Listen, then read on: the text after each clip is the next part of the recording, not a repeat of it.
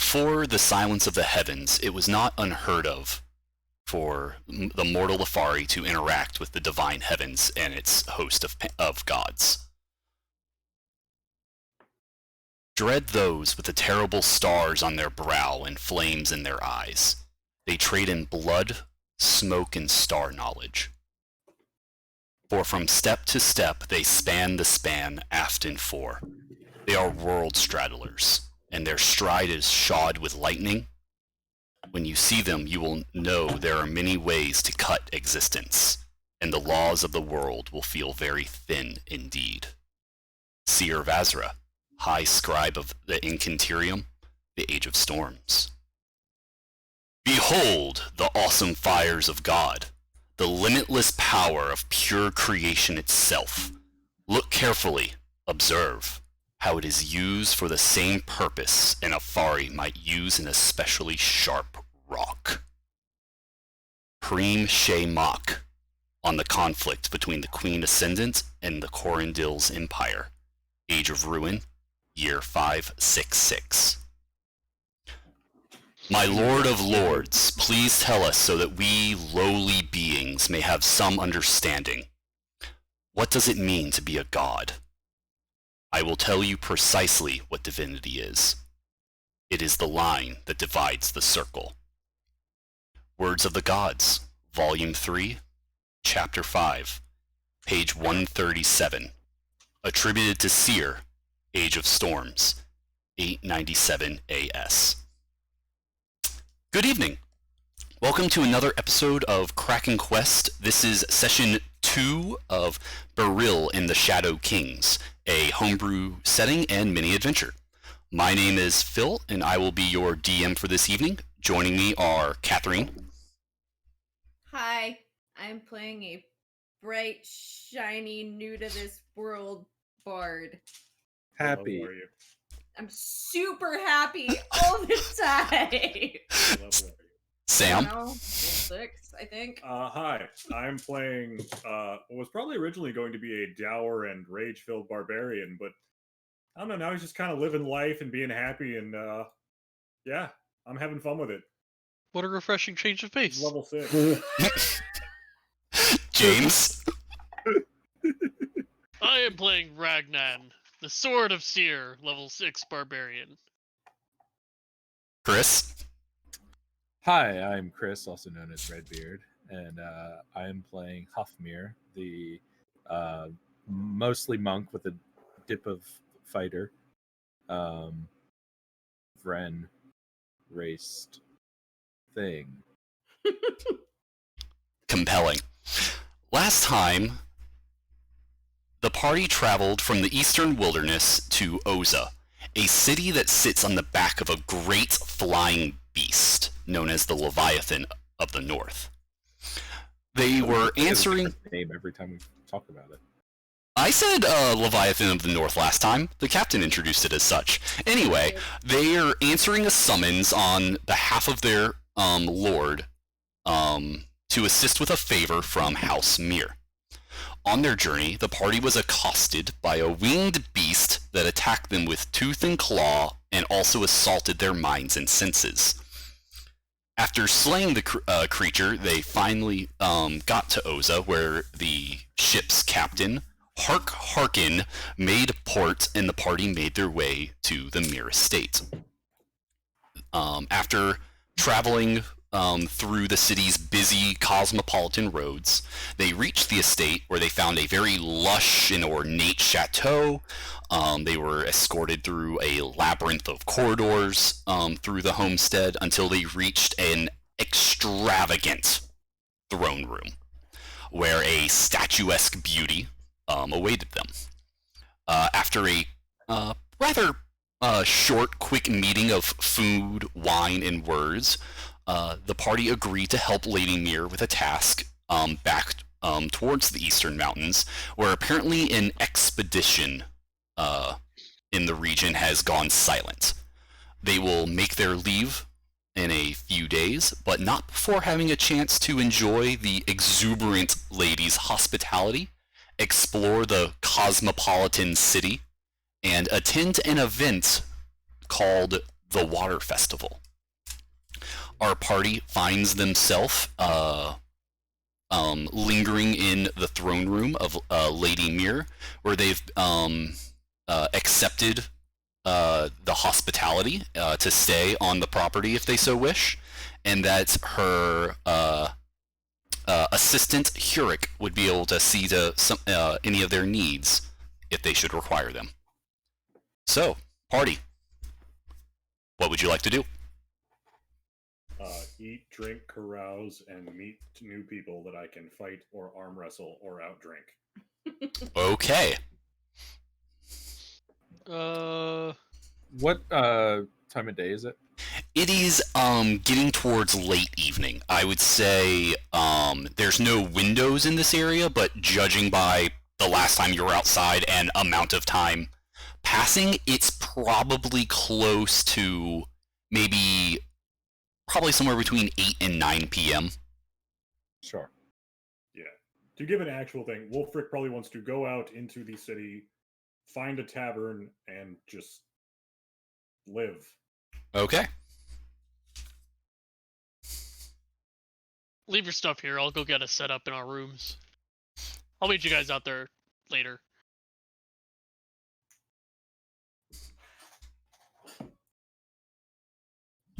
Okay. And Hafmir? Wolfric drops his pack like it's weighted trading clothes and Dragon Ball. Yeah.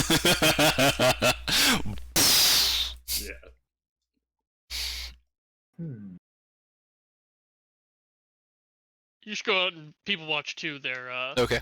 Hafmir. So yeah, anyone who wishes to leave, Hurik makes it very clear that, we can take care of any of your luggage. We'll put you up in the western suite. I think you'll find the view of the setting sun and rising moon from that angle quite nice.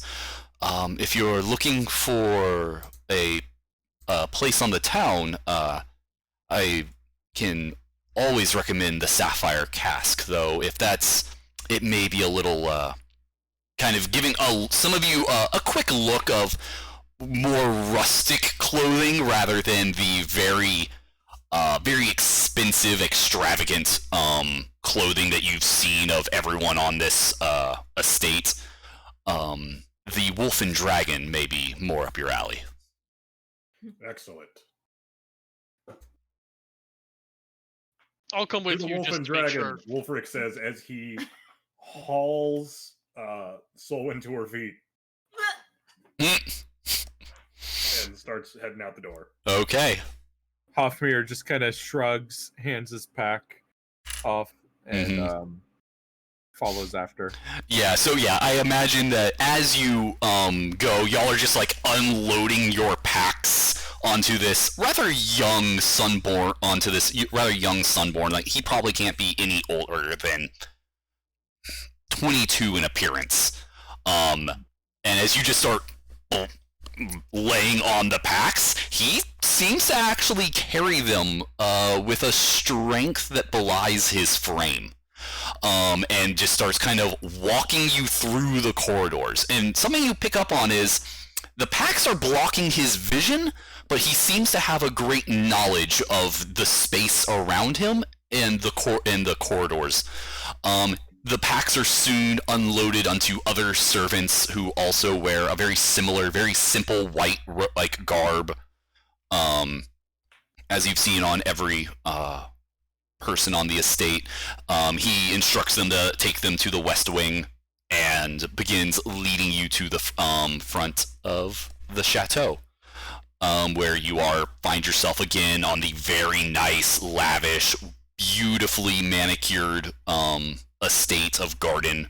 And to confirm your thoughts, it has gotten rather late in the evening. The sun is getting close to setting, and you can start seeing all the stars as you are very high up in the sky. So the sky is just beautiful, full of starlight, and you can even see the waves of kind of like the aurora borealis that moves across the skies of Beryl. These rings that seem to like travel across while at the same time moving across the different horizons.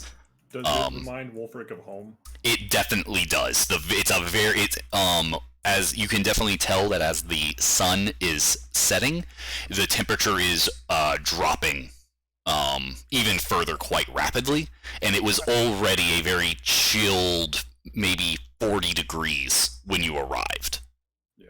Wolfric kind of like exhales and like stretches to like feel out the cold air and kind of gazes longingly at the Aurora Borealis, like he hasn't gotten to see it like this in a long time. It definitely has been a while. The ship you were traveling on was low under, and the rings hadn't quite been there. And definitely, I feel the cutting wind that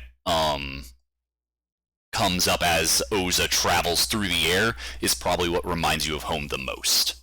Is just that cutting cold wind. I like this place. I was planning on staying with the servants just so at least one of us knew where our rooms were. Okay. I'm stumbling through the estate at 4 in the morning.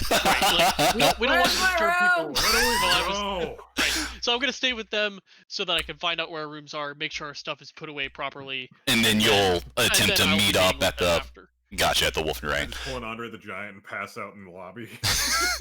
Okay, so did you see Catherine's note? no, I did not.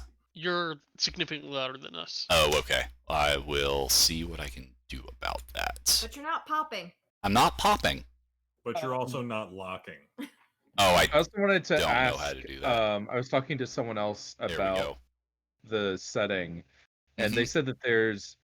Maybe I just didn't pick up on this, but is there like a ring, like a Saturn-like ring around the planet that you can see? That is partially what I'm talking about with the Aurora Borealis. It's these concentric rings that, like, you know the thing that they put the astronauts in that, like, makes them move all around at weird angles, so it has The to have all... gyroscope thing? Yeah, it has, like, a gyroscope of banded rings of Aurora Borealis. Oh, okay. So it's not like how we would see the Aurora Borealis here. No, it's these, like... Okay. But that's, like, the best visual of Sure. these waving lights with stars in them. Oh, much like the background here. Yes, actually, a very similar in color. Kind of like how you can see like the band of the Milky Way. Yeah. Take that and put a layer of the Aurora Borealis over it. And then there's also a shattered moon, right? Correct. Or is that the shattered moon? That is not the shattered moon. The shattered moon of Ix is a moon that is usually seen as a crescent moon, and then there's just like a trail that Ruby, got it. Yeah. Yeah, sure. I haven't seen Ruby in quite a while, but I'm going to agree. That moon is not in sight. I haven't either. I don't know if they ever explained it, but yeah, that moon is not in sight this evening. Nove is what is in sight, and it's just a large fuck off full moon. It is always a full moon. There's one that's always full and one that's always new, right? A full moon, a new moon, and a crescent moon with a trail of shimmering, shattered meteorites or satellites, I guess, would be the. I don't know. I'm not an astrologist. Everything in orbit around a planet is a satellite. Yeah, I'm not an astrologist. Or astronomer. I know what I said. Okay. Anyway, so it sounds like so double checking. Wolfric, Solwyn, and Hafmir are going out to this tavern. Ragnar is staying back to figure out where the room is, and meet up with y'all and try and then catch up with y'all. Correct? Yeah. Okay. And, like, I'm assuming like I'll be there an hour after they are. If even. I'm not sure how far away the place is. Sure. They shoo you out the door. Yeah. Okay. Only be the amount of time it takes you to get to the room. Yeah. Which, I mean, it did take you a couple of minutes. This is a very, very large building. Like, stereotypical, like, 1800s French villa. Like, fuck off building. A lot of room up here, right? There isn't a lot of room up here. It's, since you got, is that Ozah surface area wise, is approximately 2 miles by 1.5 miles of surface area of city. It's a very large place. And that's not including the small headspace or the undercity that dangles from the creature. Gotcha. Yeah. Okay. So Ragnan, you're led by Hurik then with a small procession of other servants carrying each of your things. You are led again through these very ostentatious wide corridors that have like an arched frame up to the ceiling. And as you're going, you're kind of wondering to yourself, how in the world am I going to remember how to get here? Like, because again, winding through all which ways, going through doors, and you're shown to incredibly luxurious rooms, to put into D&D PHB statistics. These are very like aristocratic. A room like this would go for upwards of 5 to 10 gold a night. They're very nice furnishings and all about. And then you are relieved, though, when you see that kind of these rooms are at the end of a hall, which seems to open up to, or ends in a glass door that seems to go out onto the property. So it seems that you'd be able to get to these rooms from the exterior point of the building. Okay. So yeah, he shows you in. He tells you that these 4 rooms are available to each of you. The beds are large enough for any orientation that your party may have for sleeping arrangements. But can they fit a 7'6" on D? Yes. The beds are huge. The beds are probably a solid, like, egregious 10 feet by 8 feet. Big enough that I'd probably feel uncomfortable in one of them. Yeah, and yeah. You or your character? Yes. Like, me in real life? No way. That's like the perfect size. Yeah, 10 feet long, 8 feet wide. Yeah, just perfect. Barely go over the edge. Just a little starfish. That'd be fantastic. Okay. And so so this is what it's like. We ordered a king size bed. It's supposed to be coming today. Ooh. Nice. Yeah. My dream is to one day be rich and not giving a shit enough to have a California king. Just to know. California king isn't it's overrated. That amazing. That's what my parents had. It's just longer. It's like the same size as a queen, but longer. Really? Weird. Oh, I thought it was like way wider. No, the king is way wider. Well, I like guess it depends on how you decide to orientate it and lie on it. That's true. Anyway, so yeah, Ragnan, you're shown to these very incredibly lavish rooms, and you are also given a key that you are told goes to that doorway, and that basically y'all are fine. It probably took you a solid 10 minutes to get to this part of the estate. Well, I appreciate it. I do have a question for you, and I hope this doesn't come off as rude. Is the lady intentionally seductive like that, or is that just how she is? The lady is full of charm and wit. You'll come to appreciate it soon. I do, but I want to know if it's like directed and intentional, or just like she can't turn it off, or does she want some? He just kind of looks at you with like a almost like creepy, like very simple smile. Like he's just kind of staring, like kind of puzzled at your words. And he just kind of very almost eerily, as it's a very different attitude than you're used to from the more rough and tumble east of, I'm not sure what you're talking about. Just not breaking eye contact. Do you want me to be blunt about my question, or do you want me to pretend that I didn't ask? The lady is the lady. I do not know. I do not know what more I can tell you. Hmm, maybe I'll have an opportunity to ask her myself then. I'm sure you will. He says, "Well, I have other duties to attend to. If you require anything, just ring the bell in your room, and Oh, someone will come to assist you." can I get a couple extra keys for the rest of the group? I'm afraid we only have the one. Okay. All right. Then I will head towards the group. Wonderful. Out. He just says, "Out through the door, and a path will lead you to the main thoroughfare." All right. Sounds good. Thank you. I can't. Sorry, go ahead. Okay. So yeah, you saw the basically 4 servants go into the rooms to put stuff down. They came out and left.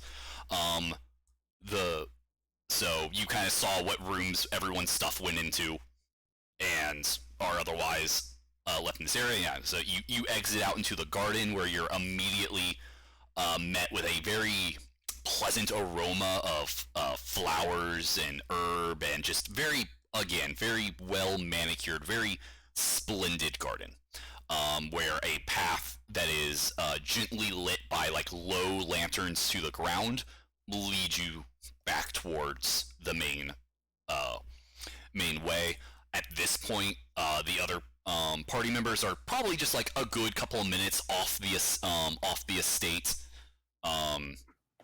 as y'all were led in another servant caravan towards the main entrance, and are led to the gate, where again the 2 sentries stand at the gate in their ornate armor, I can tall, sprint and catch unmoving, up. tall, unmoving posture, and a spear in hand, as they just kind of don't even turn to look at you as you walk out. Philip, you are still quite loud, according I to. don't know Well- how or why. Um, I'm, double check that which mic that OBS is using, yeah. because they're saying that the quality is really bad. Oh, that's not. Oh, good. it might be using your But webcam. but mic. you sound fine to us, but maybe OBS is using like your webcam mic Yeah, or something like that. Maybe. It For says the it's audience. using my Logitech. For the audience's joy, what I couldn't stop imagining and was making me laugh was Ragnan walking up to the lady and just going, "Hey, baby, you want some fuck?" Okay, like I legitimately can't stop thinking that either. I'm using the Logitech, and that's the only sound thing on here. I have the audio capture. Could that be causing a problem if it's capturing me from Discord at the same time? It shouldn't, because I do that all the time. It shouldn't be able to capture you from Discord, because Discord Yeah. doesn't output your voice to yourself. Well, no, he's just saying that he's using the same device for both things at the same time. Yeah, that shouldn't cause a problem. But they're saying that all of us have some distortion, so it might be some of your settings in OBS. I don't know what those would be. So, because I'm on microphone, and that's the thing that's making my voice go up and down. Maybe there's a settings here for properties. No. Filters, garbage sound off. Yeah, let's take a look at advanced audio properties. No, I that's just don't know what any of that for monitoring means. and stuff. Yeah.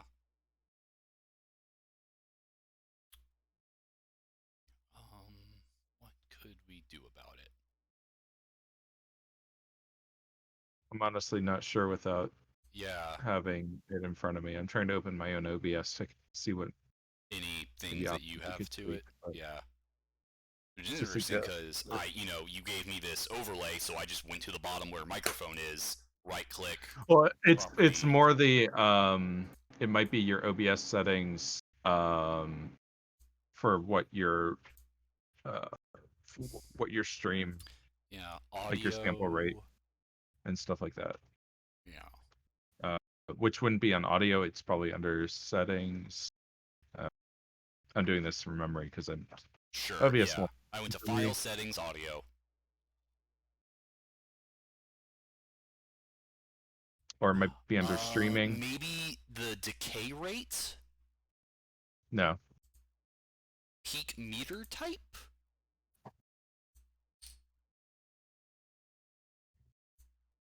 I don't know why this one opened. I'm sorry about that, everyone. That makes me sad. I tried just taking my mic down a lot, so I'm hoping that's at least helping with the volume. Well, it's not the... Yeah, like you said, it's from the what quality. they're saying, it's not the... Yeah, I just... Let's see. I'm muting the Twitch chat. I like hearing my own voice. I don't sound too bad, but you sound like you're talking into a tin can. Jeez. That's being broadcast into a 90s cell phone that's being captured by a webcam microphone. Attached to a Nokia.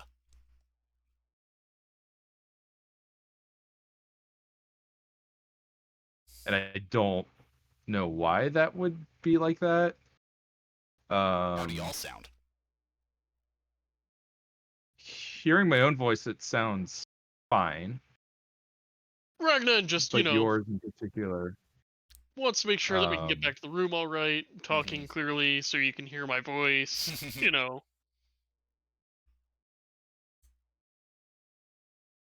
Oh, wait. We all sound like this. There are filters. Okay, I've got mine open now.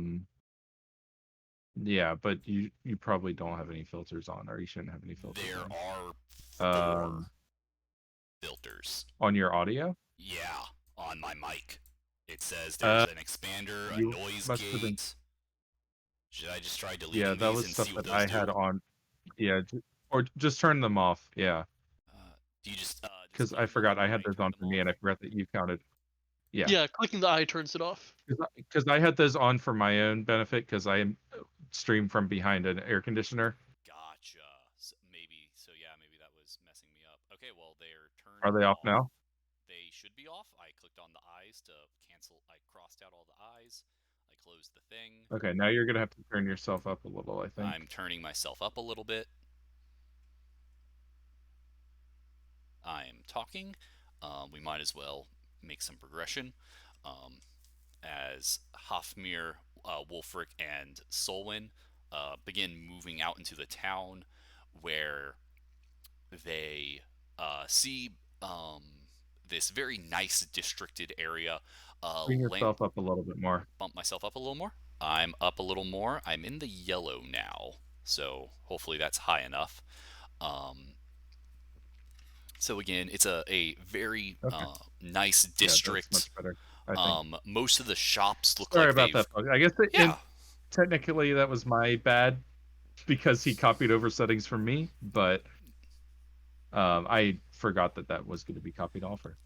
Yeah. So but we got there. Throw those Kraken fixes into the chat if you haven't already. And if you can't Kraken fix, then why don't you subscribe and be able to Kraken fix? It helps, I'm told. Anyway, so yeah, Wulfric, Solwyn, and Hofmir are the first to go on the night on the town. Most of the stores at this point have closed up.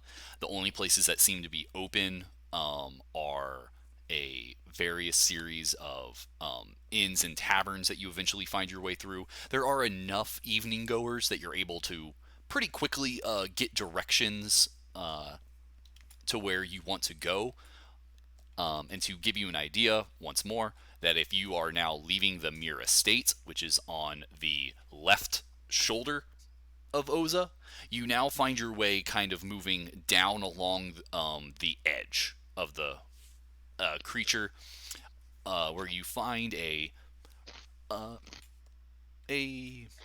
nicer tavern than you were led to believe, and you're starting to get you are starting to wonder kind of where the bars of nice are and quality is on Ozah. It's kind of like going to a big city for the first time, where, oh yeah, man, that place is a total dive, and it's actually fine. But yeah, though the wolf in dragon does seem to be quite what's the right word? Raucous, and will bring Wolfric, I think, a lot of joy, as it seems to be exactly what he was looking for. Wolfric, you're missing the good bar that you would love. Puppet Wolfric. Yeah, it is. Yeah, the place He was seems distracted rough. by candies. The place seems pretty rough and tumble. Your immediate read of the room is this is a place where sailors and sellswords go. This is a place where you are going to get either really cheap beer that's good or alcohol that's going to make you black out fast, and it's just kind of a full uproar. There is music playing throughout the place. It has a very lively attitude, and it's decently well packed. Cool. Wolfric's gonna get a drink and then see if anybody's arm wrestling. You go up to the bar and ask for a pint. The gentleman basically just behind the bar just tells you six coffee for a mug, mate. And what about the rest of you? What can we get you? The same thing that he is having. Okay. Two rough and readies. What about you, miss? Uh-huh. Right then, and he like signals to the guy behind him, yells a quick order. You hear a as barrels are tapped and ale is poured, and three like horn mugs are slid in front of each of you. Skull. Scalded. Right. And then as you turn around and get a read of the room, Wolfric, there are indeed drunken escapades happening. Oh, yeah, I have Cool. actual booze in my hand. Wolfric is gonna go arm wrestle the most champion person he can find. Okay. Give me a quick perception check.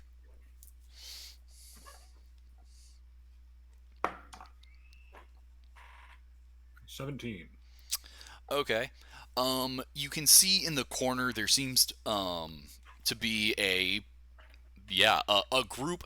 You get a read that they're probably deckhands who are on shore leave for however long they have before they'll be heading out again.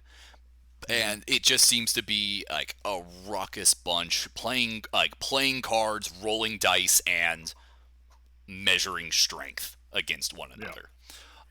Where a very tall, wide-shouldered Yondir seems to be running the table. Wolfric's gonna kind of go up and go, all right, what's the ante? You come in right as an arm comes down. Ante friend. The three guys on one table kind of look at each other, give you a look up and down, and say, "Well, how about we start fun? A silver and 5 silver, and work our way up." Deal.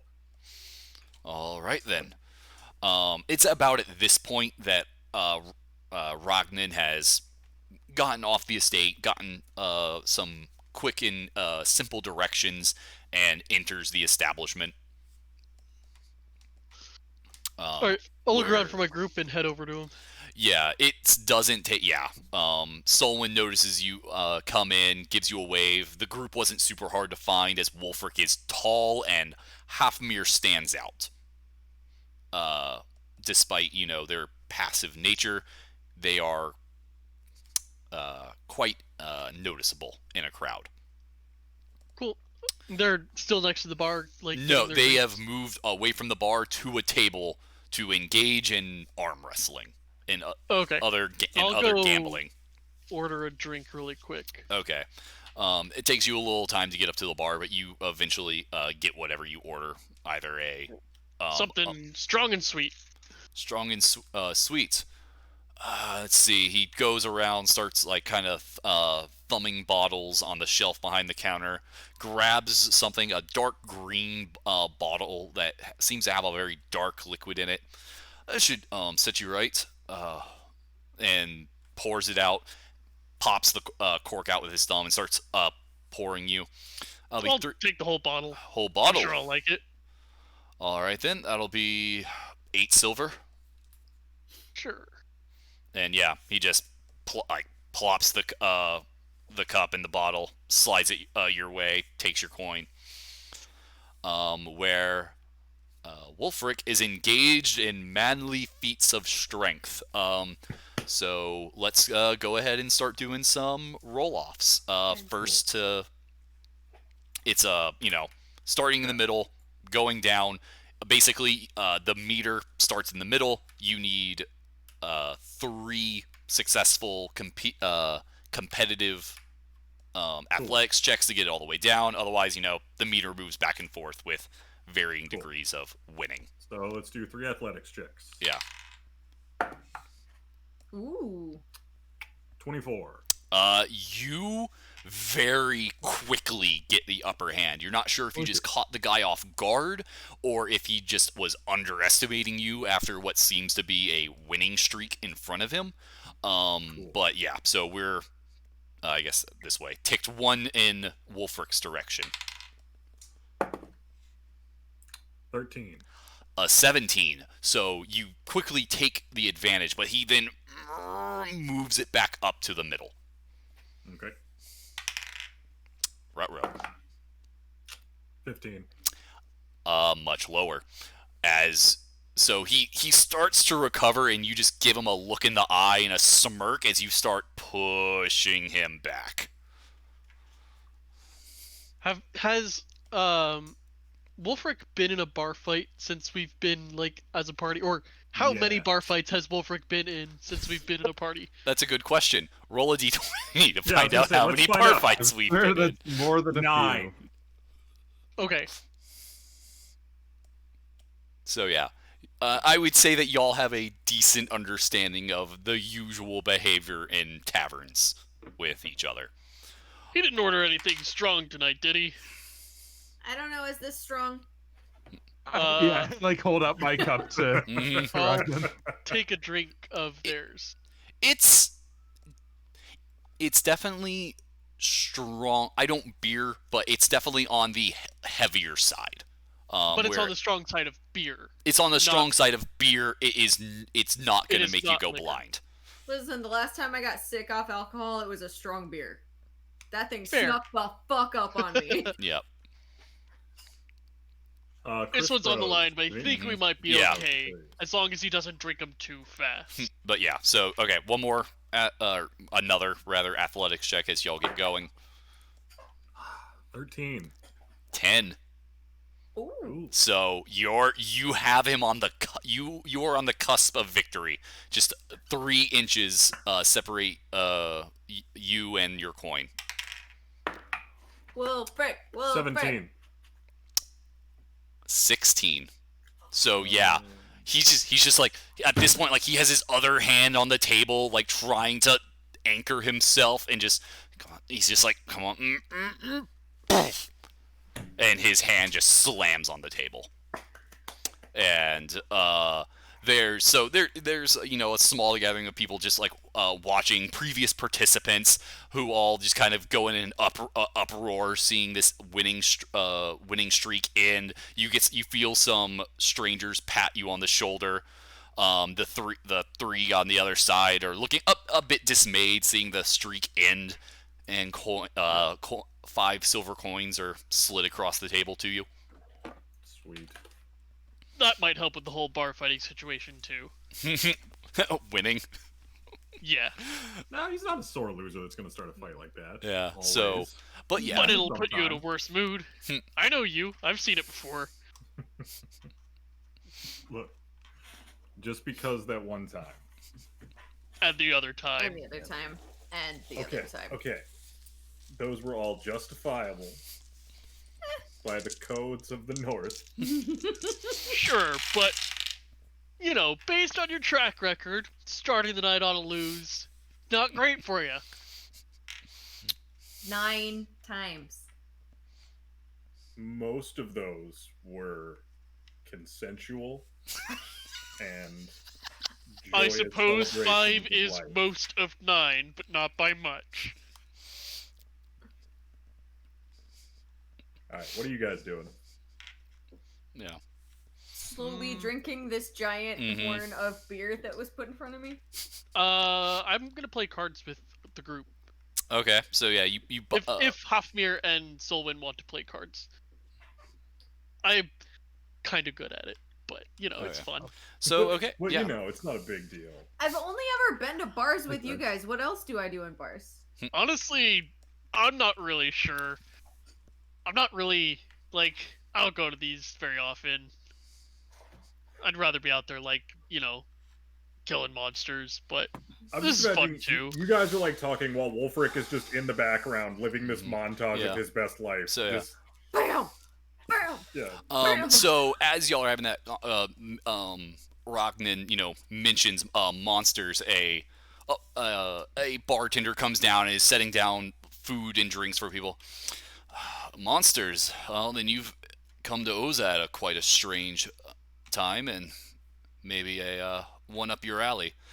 Things have been getting weird around here, laddie. As they finish unloading their serving tray. Weird on a monster in the sky. I can't imagine. I was just gonna say the same thing. Uh, Like, weird how? We're like flying above the ground in a fucking city on the back of a giant I'd- Leviathan thing. I'd agree with you, but strange creatures have been showing up in the city, seemingly out of nowhere. No one knows how they have gotten up here. No one knows where they go when they disappear. But it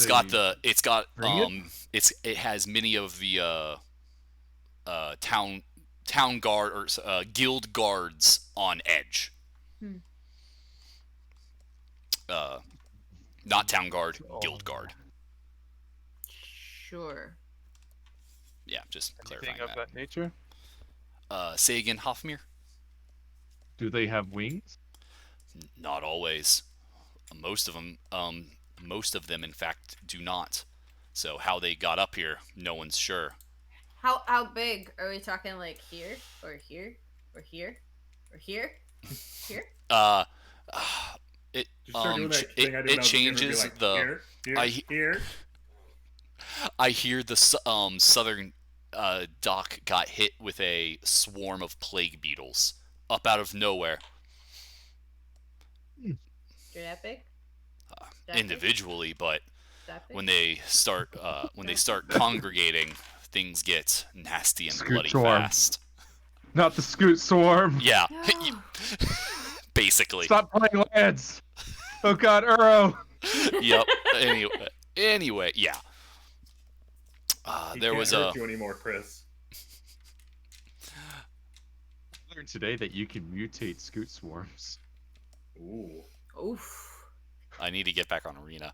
Anyway, so yeah, she starts talking about just these different beasts, monsters, some flying, some things that slither about, swarms, just these strange occurrences that seem to happen every something like between like 7 and 10 days at random places, seemingly out of nowhere, and either being dealt with or disappearing as just as mysteriously as they came.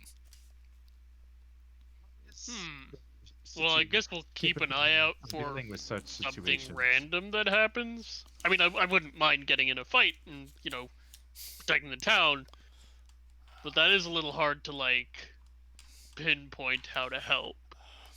But we'll do our best. Like, We always do. I'm sure y'all do fine. And she takes away some empty mugs and heads back off to do her job.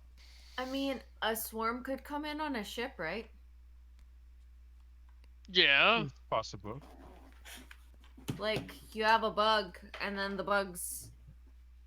I grew up on a farm. Like, Ryan plagues is happen real entertaining fast. in the background. If this is happening frequently, then there must be some other cause. And they're not that- all necessarily bugs. He said some things slither and some things fly, and Yeah, I know. He just said swarm.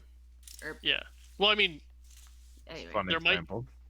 they weren't all swarms, right? No, I know, but I'm just yeah. I'm saying, like, he was talking like they came out of nowhere, but like bugs could come in on a ship. They could come in on a shipment. We had bad seeds come to the village one time and wiped out like half the crop. Some days. Hmm. Well, that might be something to do at some point. I'm just saying, you probably have a That this really, is really, really simple delicate. coincidence. We probably What'd have you a say? really delicate ecosystem on the back of a giant turtle leviathan thing.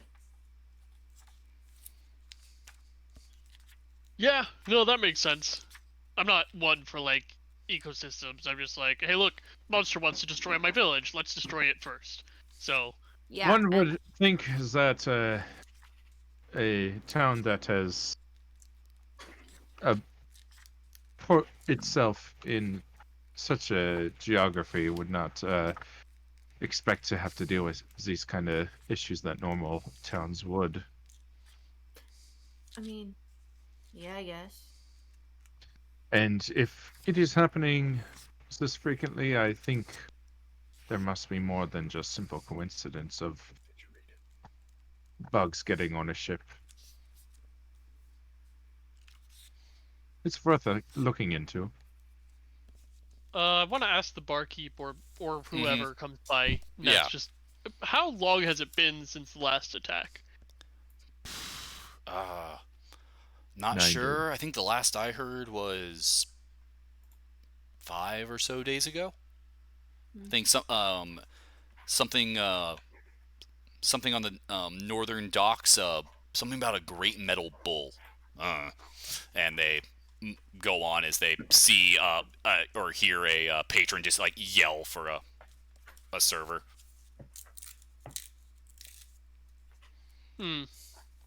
Great metal bull. Yeah, I could fight that. I'm sure you do a fine job at handling such a monstrosity, but I wonder how well equipped the town guards are of this city that is, by its very nature, not suited to such incursions. Wolfric is at this point like lifting a table with more and more women on it. Oh yeah, nah, that sounds about right. Yeah, just No turn over and it's one lives like Wolfric. No one drinks like Wolfric. Yeah. Legit, like that is I'm- where he's at right now. okay. Yeah. I bet town guard get lazy up here.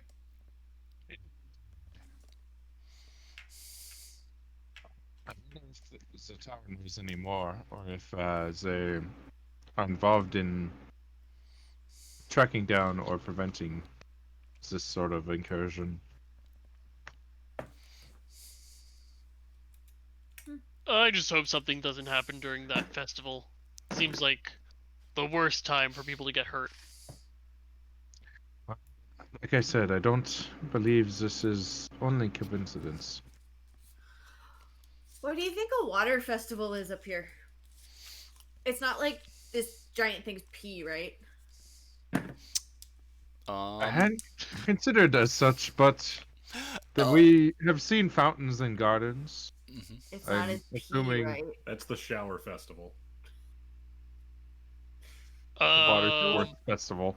Philip, real question: how does Ozah poop? Give me a nature check. I'm good at You that. know, pigeons. So I'm wondering, does it just drop giant masses of shit onto the ground? Into the desert. 13.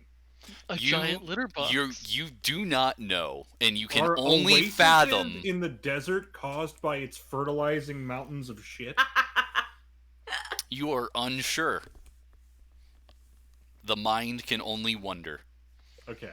If such a divine beast does not have a similar gastrointestinal process as us. Can't For imagine that what it would even matter, eat. exactly. As to what a water festival is, anyone could roll me history or religion. Wow. Oh, religion. Okay, I I'm am decent at proficient in religion. that. I got an 8. I got a 10. I got a 19. Okay. So which in a way makes sense. Ragnan, Havmir, the regions that y'all are from, this doesn't sound like familiar or could think of like kind of what an equivalent would be. Solwyn, your immediate first guess is that it would have something to do with Nor, the deceased god of the sea and the patron deity of Norfolk. And it is, seeing as you kind of picked up or are aware that Ozah has a very high population of Norfolk. Also, Right. Throws you me off for some reason that the mer people are in the sky. But carry on. Also, it kind of like then clicks in your head that if, according to your the captain that brought you here, it is Ozah the Leviathan, which basically like this idea of you're pretty sure it probably has something to do with the martyred god Nor. Okay.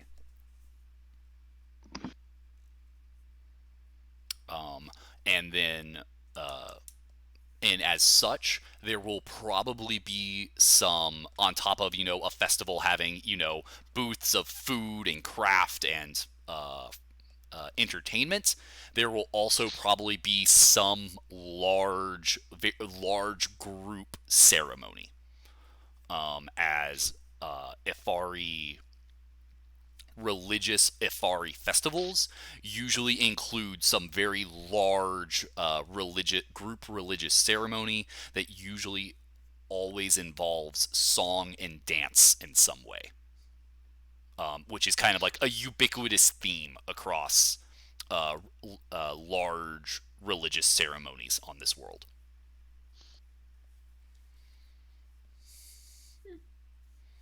The only thing I can think of is Nor, which makes sense. I've seen a lot of Norfolk, but yeah, I'm still afraid of P. Where did the idea even come from? Huh? What'd you say? Just wondering where the idea of P came from. A water festival for a giant animal in the sky? Where's the water coming from?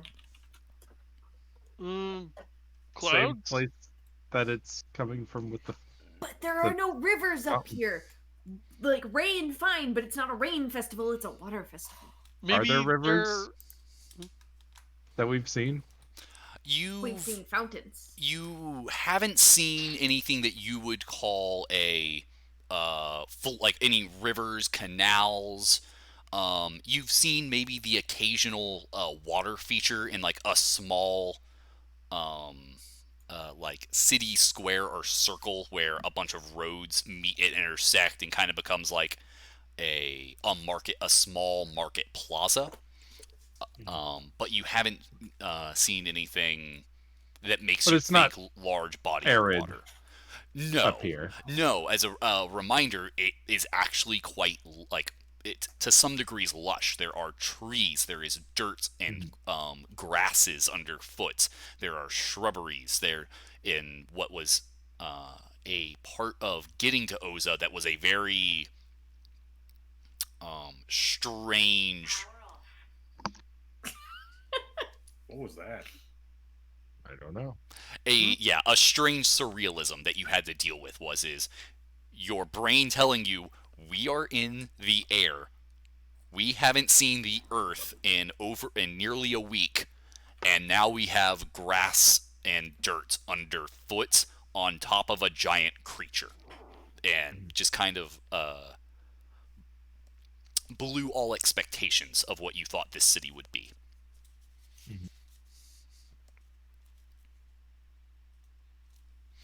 Maybe we're gonna be like flying near a cloud or something, because maybe rain's not very common. I'm certain that they have water stores, infrastructure, plumbing of some sort. Sure, but going near a cloud would replenish those supplies, right? Yes. So maybe Which- it's festival for replenishing the stores of water.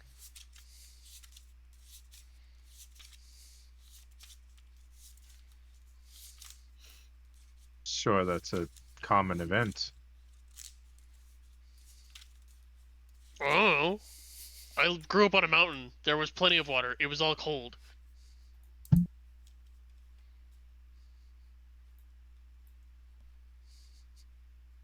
I'm just thinking that a city this size probably goes through water very quickly.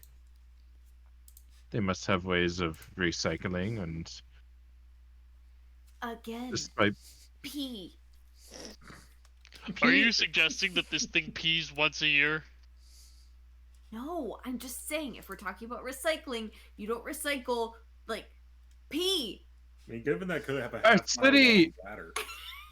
a normal city does not need to pee on you to have This water. is not a normal city. It looks like one. It functions like I've one. never been happier to not be part of a conversation. Because this is too entertaining. I'm not stupid. This If is they- not a normal city. If they have brick streets and dirt, why not have wells?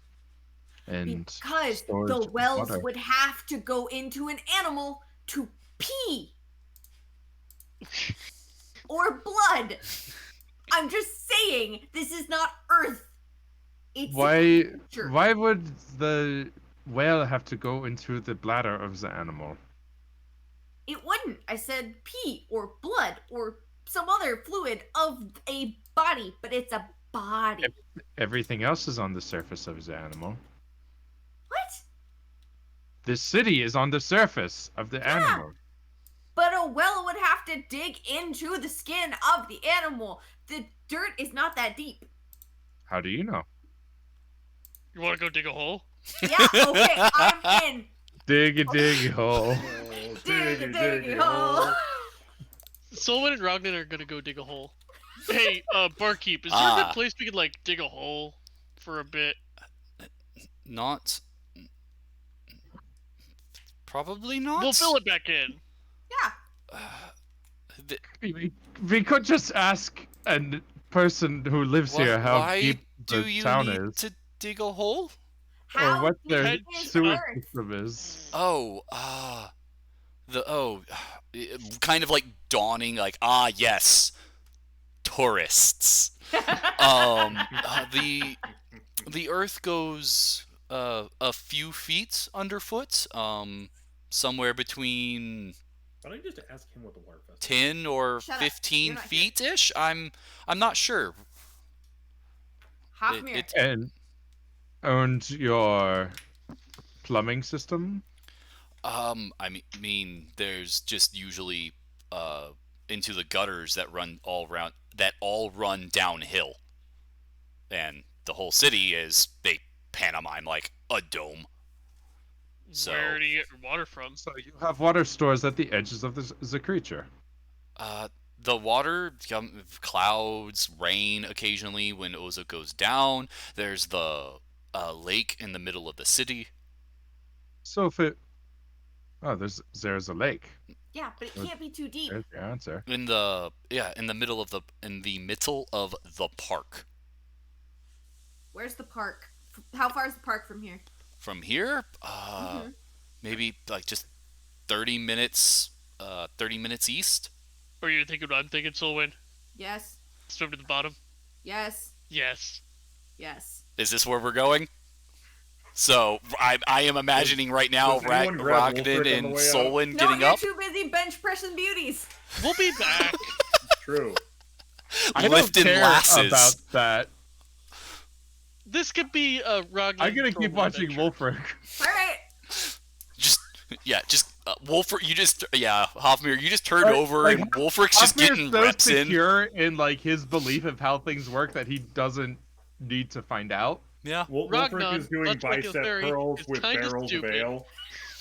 And Solon's never been anywhere ever. She wants to know. Oh, one last question. What's the water festival about? I don't Like, give a shit why- about that. It's Pete. No, you're right. You're right. Okay, let's go. Let's go swim to the bottom of it. Okay. Yeah. So just double checking. Ragnan and Solwyn are leaving to try and go and find the park, to find the lake, to try and swim to the bottom of. Yes. I'm also bringing a shovel so I can dig in the lake. Do you have a shovel? I might have to go buy a shovel. All the stores are closed. We'll use our hands. Yeah, I could do that. Wolfric is lifting lasses.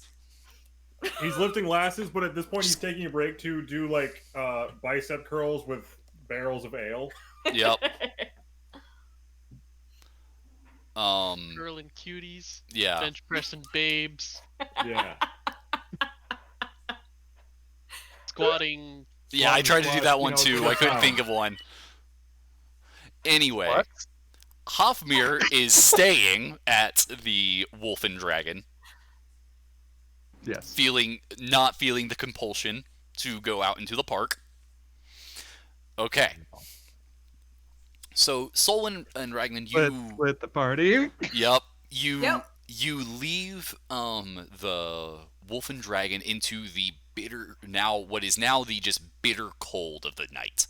It feels like a solid, you can definitely tell it is below freezing at this point, and frost is beginning to collect on things, which gives everything a sparkle. You can also, though, tell from where you are, though, you're noticing long shadows from a light source that you can't quite make out from where you are. But it must What is be the equivalent of a polar bear in this world? a polar bear or a Polar bear swim! a polar bear, snowy owlbears. Ooh, snowy owlbear swim. Yeah. I think I've done that once. I'll be fine. I can do it. Okay. So after, give me an investigation check. Ragnar's stupid too. Investigation 12. Okay. It takes y'all a while. There's the roads go in odd directions. Maybe there's the occasional time you think, "Oh, wait, we can just cut through this alleyway." And then it doesn't quite go where you thought it would. And then you finally find the park. You come to a road that seems to circumnavigate a large, lush green space with a little low wooden fence going around it. And it seems to just be like a municipal park. You can see near the entrance, with the little light that's coming from the street and going in, that you can see what look like, like little wooden benches, picnic areas. You can tell that this is a open municipal space in the city. Oh, Honestly, I'm honestly thinking this is gonna be more like a pond and not a lake, and they just same. don't have like a scope for what a lake is. Same. All right, we keep going towards the center of this park. Okay. Are So- we both swinging down there, or is it just me? Or I am diving in this. Like, one horn of ale got me fucked up. Okay. I do still have it, but you want some? It's sweet and strong. So, in the hour or so it has taken them to get to the park, have Wolfric or Hafmir changed any of what they're doing aside from Nope. sipping some Having a great beer time. and just having fun and getting Dropping. such? Oh, I left my cards with you, Hofmir. I did not, however, leave the key. I knew you did. I just like playing a version of solitaire and Mhm. like listening to people. Yeah. Wolfric, give me a charisma check with advantage. Woo! Nice. 18. You have over the hour kind of become in a way the center of the party, where this was already a pretty rowdy bar, people having fun, being loud, exciting music playing. It has all slowly now centered around you. You have very As it quickly should be, for I am the champion of the night. yeah. People have bought you drinks. If you tell the minstrel to play something, he gives it his best shot. And you have definitely gotten the attractive look of many people in this place. Yay. Okay, and yeah, Hofmir, you've kind of, I guess, moved to the edge of this as the bar has kind of centered around Wolfric in the middle, which has left you, strangely enough, just enough, to kind of just keep an eye out, enjoy your drink, listen to the overall clamor of the place, and just play cards. And This is why I play games, because it lets me experience things I'll never have in real life. mood. So, Ragnan and Solwyn are making their way to the center of the municipality of this park. And where you find yourself, let's go ahead and move over, just for sake of a visual. Can I spend $5? Not that one, this one. Oh, this is definitely a pond. A rather large body of water that's a solid, let's see here, 15, 30, 40, it's a good solid, this looks like math, 1, 2, 3, 4, 5, 6, 7, 8, 9, 10. I was looking at a map earlier, and you said this is about 2 miles by a mile and a half, Yes. which is about the size of Midtown Atlanta. So 24 times 5, that's it's a solid 120 feet across. It's a glorified moat. Right? Oh, there is, one other thing here. Oh, With a bridge. who needs a bridge? Yeah. And and- Merfolk? Yeah. Wouldn't the merfolk prefer to swim? But yeah. Right. But yeah, you come to the edge, and the outer ring, like the edge of the pond, you can tell seems to go a solid 4 or 5 feet down before you see the water surface, which has already begun to frost and freeze over. So this is like maybe Wait. 10 feet deep, right? Sorry, brain doing stuff. It is actually, to your surprise, not frozen over, despite the shimmering frost that has begun to build up on many other places as you've moved through this park, which has definitely given it a very nice, twinkled, beginnings of a winter wonderland feel. Honestly, I don't even feel safe diving into this. I'm definitely going feet first. Okay, so you're just Oh, jumping in. That was to Solwyn. Oh, okay. Sorry, I missed it. Sam tried to pull out his I pulled out my driver's license to put in my credit card information. Anyway, what'd you say? Honestly, I'm worried that this isn't even deep enough to dive into. Like, I'm just gonna go feet first. Same. I'm not gonna break my neck. No, Okay. fuck that. So y'all are jumping in feet first? Yep. Okay. You both just kind of give a little short running leap. You break the surface of the water. It is frigid.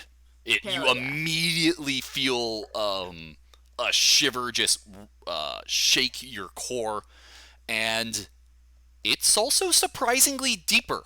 Like, you just hopped in, fell the 5 feet, probably went a solid 5 or feet under, and you can't touch the bottom. I start swimming for the bottom. Yeah. Give me a quick athletics check, and let me remind myself on how long players can hold their breath. I think it's a number of rounds equal to your constitution score. Yeah. That sounds Yeah, right. something like that. I think it's like 5 rounds times your constitution score or something like that. Impressive. I was about to say, Like I if- think it's less than Yeah. that. If 10 is average, that means like a normal person can hold their breath for a minute. Yeah. Yeah, a minute. A minute's not that long. I Under. feel like I can It hold my doesn't breath for a seem long minute. when you're not holding your breath I underwater. feel like I can hold my breath for a minute if I had to. When I was like, in- it was Yeah. like life or death. Yeah, When I was a again. kid and I was practicing, I could hold my breath for almost a minute. Okay. As a kid. Yeah, as a kid Guess in I've the never pool, timed myself. like swimming every summer, practicing. I got close. I got between like 45 seconds and a minute. Right, and if your life depended on it, which is like the full extent of holding Right. breath, you could probably do it for a minute. Probably. Underwater, page 116 of the DMG. Says, underwater swimming, underwater visibility,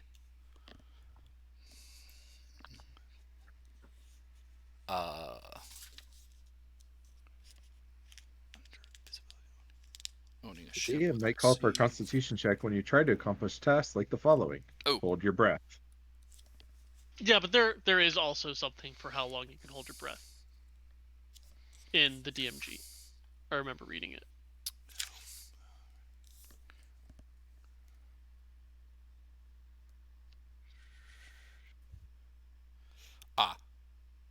Nope, that's a extended holding your breath. You'd think it would just be right there in swimming, but it's not.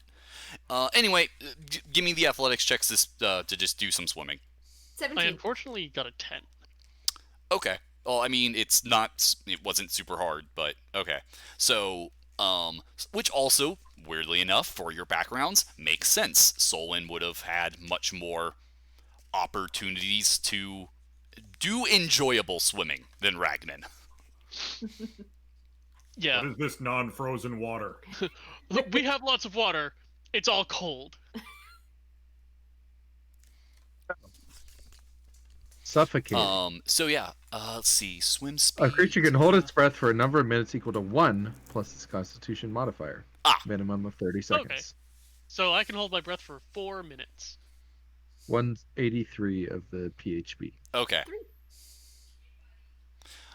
Okay, so yeah, y'all begin making your way down, and it's at this point, y'all have gone a solid 10 seconds without touching bottom. I'm gonna So go about- until I touch or I can't hold my breath anymore. Yeah, same. So Okay. 10 seconds. So about 2 rounds. That would be about 40 feet. Unless we're not sprinting though, I guess. Well, and our movement is halved swimming. Yeah, that's why I said 40 Okay. feet total. Because I Oh, have yeah, full yeah, yeah. movement. So we're down like 50 feet so far. Wow. Keep going. Hell yeah. Okay. So you keep going and going, and then eventually, and remind me, Solon, how long can you hold your breath? 3 minutes. 3 minutes? Okay, wow. That doesn't sound right. Anyway. I know, right? but I assume Chris read it out of a book. So I would say then, yeah, maybe Wait. after.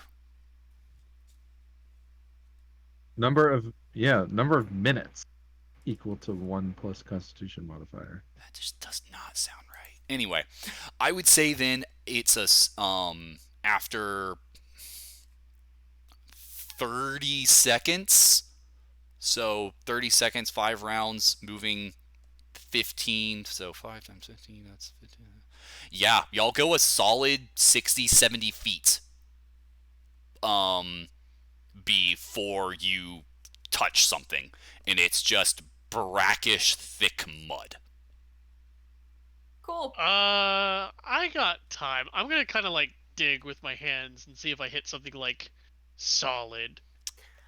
Once I touch the bottom and I like, Determined. Yeah. get my hand in the squishy mud, I flip myself around, get my legs under me, push off. And start Okay. taking it. Yeah. Okay.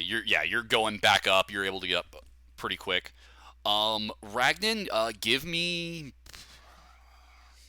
at this point a Constitution saving throw as you're just digging and getting into the mud. And are you just trying to go until you touch something, or? Yeah, if I hit something like hard, so I know that I'm like at some sort of like non-dirt surface, or like I can't really hold my breath anymore. But I'll make a con I'd saving say throw. you get through what feels like 5 or so inches of brackish, thick dirt until you start hitting like tough clay, probably clay. You can get you can scoop at it, you can get it under your fingernails, but it's very dense.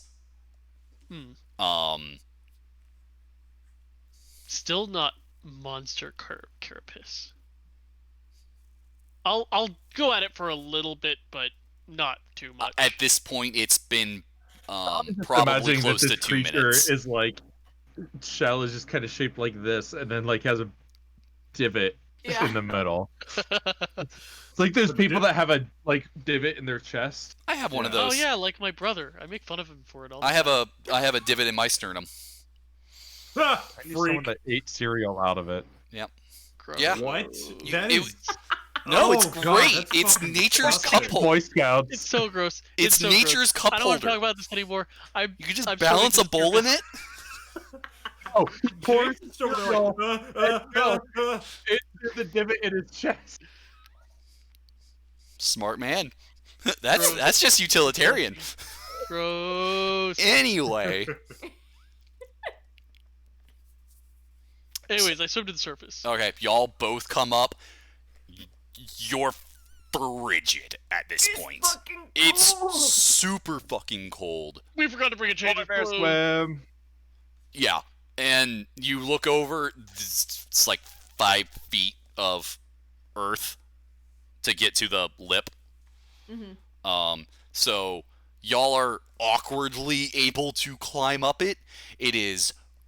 You get out into the air and you're just then immediately hit with that wind, and it is cutting. And it. I would not have jumped in with my bag. No, I assume that y'all We set any left our stuff bags down. Y'all at left the- most of any of your stuff. Anything that you chose to bring with you, yeah, you set on the side of the shore. Yeah, Like- so I pulled a blanket out of my bag and I wrapped myself Yeah. up in it. It's helping, but at the same time, you are just cold Oh, yeah. to the core. Yeah. I like strip off my clothes and wring it out as best I can. Like, we Yeah. didn't think this through. We Y'all, didn't bring other you- clothes. you are all Nope, bad regretting your idea. decisions. And actually, both of you give me a Constitution saving throw at this point. Yeah. 13. Is that cocked? no, that's a 12. Is it? That looks fucking cocked Okay, to the me. point, the edge is up, so yes, it's cocked. Okay. Is that it?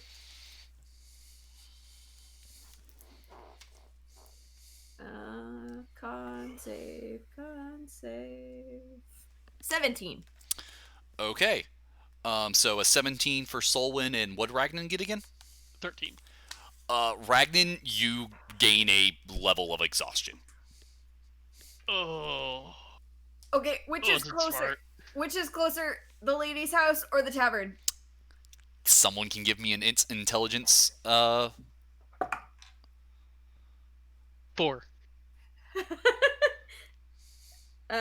Just straight intelligence. Yeah. 8. You both die of exposure out You here. don't know. Okay. Here, drink this. It'll make you warm. Yep. Okay. I take a big old swig of the bottle. I say back to the tavern. I think I want new clothes. Right, but I don't know how to get there from here. No, I said you don't know which is closer. I know, but Okay, I don't no, know that's which fair. way to go. Yeah, we'll just keep going until we see. They're both in like the same direction, I think. So we'll go until we recognize something.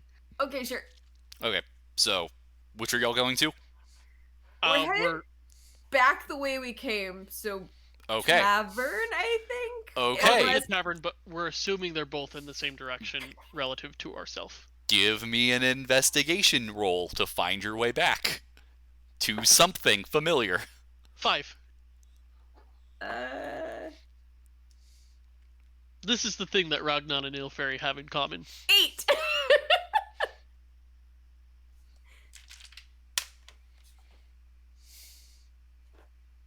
I need a different thing. Y'all grab a handful of dice. Ooh, I hope we get in no. a fight. Oh no. Y'all get lost. Oh, yay, I get to use my directional die. Oh, that's interesting. Ooh, it's like an artillery die from 40k. I ended up buying the Forge World Alpha Legion dice set, which Nice. is that's gonna be impossible. Fancy. It's How much they're was very it? nice. I They're can buy very the pretty baseball blue stuff. with silver inlay. But one of the 20 dice was an old-fashioned scatter die from an Nice. edition of age long past. I miss scatter dice so much. Mm-hmm. They were fun. So Ragnar and Solon, it is a solid 3 hours before you find your way back to Wrong way. Wrong way. the tavern. Okay. So in the 3 hours that they were lost, it is now. So let's see, it was 9 a.m. It's 9, 10.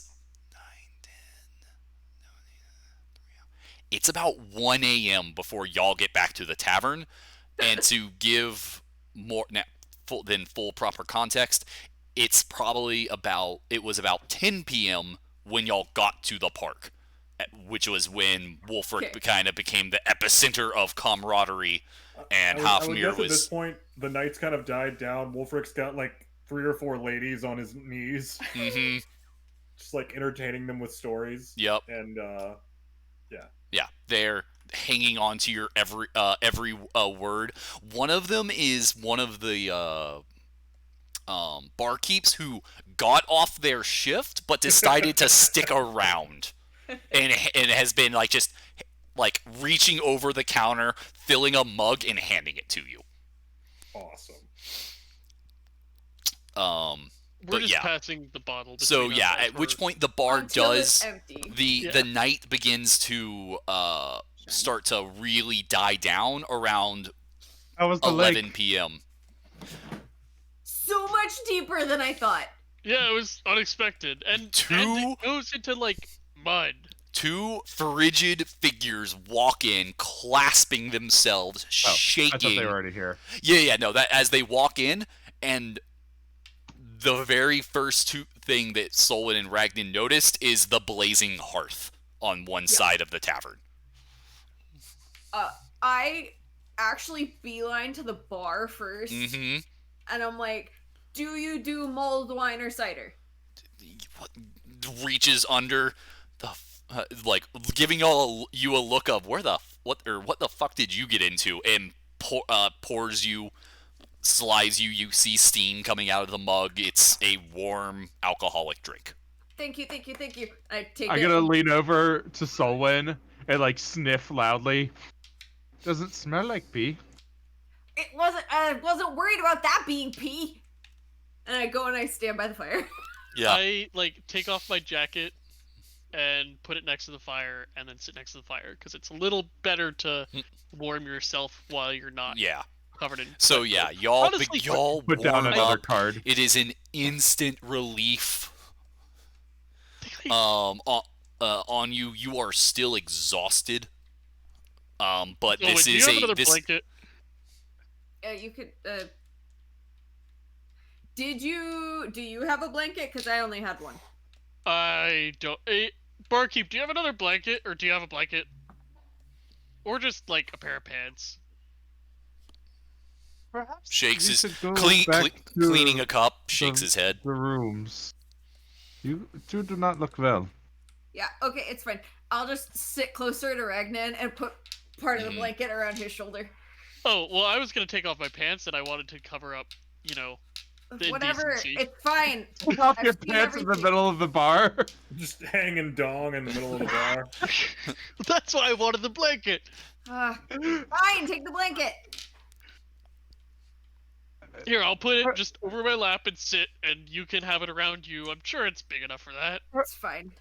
We should probably just head back to our rooms. You two do not look Yeah, like seeing the pants come out from under the blanket, you just get an oi yelled from across the bar. Ain't that kind of place, lad? Either get you two either get a room or get out. Get a room. Whatever. It's cold outside. Literally. Well, ladies, looks like I need to carry a few people back to where we're staying. Oh, just like a Well, unified sigh of. Do you have to? We have separate rooms. Does Solwyn look like she could walk back? Yeah, I'm fine. Yeah, Solwyn of the two looks like was handling the cold better. Ragnan looks exhausted. I forgot. I had disadvantage when we had that investigation check. Well, It was still a 4. yeah, Fine, it was. we sucked anyway. Yeah, you both suck. I'll put my pants back on, but Yeah. honestly, I think I'm better off without this jacket on getting back home or back to our place. So Yeah. I guess we are heading out. You can stay here, Wolfric. We'll be fine. Okay. I don't believe that for a second. We got lost for like 3 hours. Please lead me back to the place we're staying. Well, I know that. Like, I could make that trip, right? Okay. Ragnan? I'm gonna like walk up to them, produce flame, Mm-hmm. and just be like, "Let's go." Okay. All right. Like lay down the last card of the game I was playing to like Mhm. finish it, scoop up the cards, and then walk over. Okay. Okay. So Solwyn, Ragnan, and Hafmir are heading back to the estate. Wolfric, are you hanging around or are you going with? As much as I don't want to be that guy, Wolfric bangs all of them, and it's awesome and great, and like sex. Yeah. There any Yep. girls there? I want to do them! That will no, he'll probably go be back with them. 5. How long has it been since you've gotten to bang all the girls at True. the bar in Wolfric D&D? bangs all the girls at the bar. That and then is comes home 5 silver for a room. Yay. Wolfric bangs all the girls at the bar. I've had sex in Dungeons and Dragons now. I can cross that off my bucket. Yeah, just checks an off bucket list. Okay. Things I can't do in real life. So, you all eventually find your way back to the estate. It is close Hey to guys, 2 I'm in the back morning. where I started money-wise before we came here. The 3 of you get back to the estate. You are greeted by the same pair of guards. As Ragnan leads you on the path that gets you to the western side, you get in. You are immediately greeted with a wall of warmth into the place, And y'all have these 4 rooms available to you, which y'all can choose to divvy out, bunk up, or whatever as you please. This is to the party. How do we normally do our rooms? If there's enough for everyone, I think we all have our own. That is how I would think we do it. Okay. Unless you want to snuggle. I wasn't sure if anyone here was a cuddler. I mean, I'm Wolfric definitely is, a but- cuddler, but I also like my space. Yeah, Wolfric is, but he's doing that elsewhere.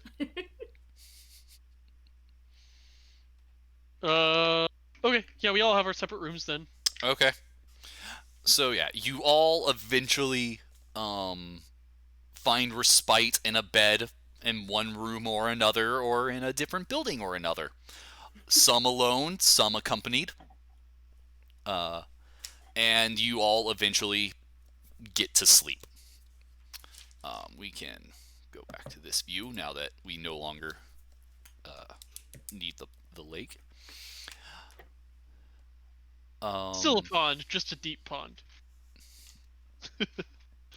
So, you all got to bed at a pretty late hour. So you all wake up around sometime in the late morning, 10, 11 a.m., depending on how hungover or easily of an early riser you are. I'll leave that up to character They discrepancy. still wake at dawn, just out of habit. Okay. Yeah, Ragnar's awake pretty early as well. Maybe not dawn, but like 6 hours, he's up. I was about to say, I would say your exhaustion would require the longer sleep to to get off. Long rest takes 6 hours. Long rest takes 8 hours, amount of which you 8 need. hours, 6 of it being asleep. Yeah, and I'm saying exhaustion changes that. Oh, okay. That's fine. Yeah, I'll take the 8 hours then. Like, I'm not going to be exhausted. Yeah. So yeah, how you wake up again in this warm room, a lot more over decorated than a space you're used to, and probably a much larger room than you've probably ever stayed in before. Kind of unsettling. Yeah, it's a little. I believe the term is agoraphobic. Is that the open space? Like, it's the opposite of claustrophobic. This room is probably 4 or 5 times larger. Agoraphobic is fear of going outside. It's close enough, I think. Close enough. Void spaces was. But yeah, No. big open area. That's just. I don't think that's the. I think that's a more generic term. Maybe. Anyway. Kenophobia. Thank you. Fear of empty spaces, empty rooms, or voids. Yeah, it's a bit of that. It's just very disorienting at first. But yeah, you are the first to rise. Probably try to make my. If there's a window, I probably am more likely to go to the window and kind of gaze out on the city to try to like center myself. Yeah. So yeah, the window that you have available to you in this room looks out on the garden, which now with the beginning of the rising sun is still in shadow, but it's still just it is a very serene space that you look out onto. I want to walk the gardens. Okay. So you get up, dress, and as you head out through the door that is just into the garden, and yeah, as you do, it's still early morning. There's still frost on everything.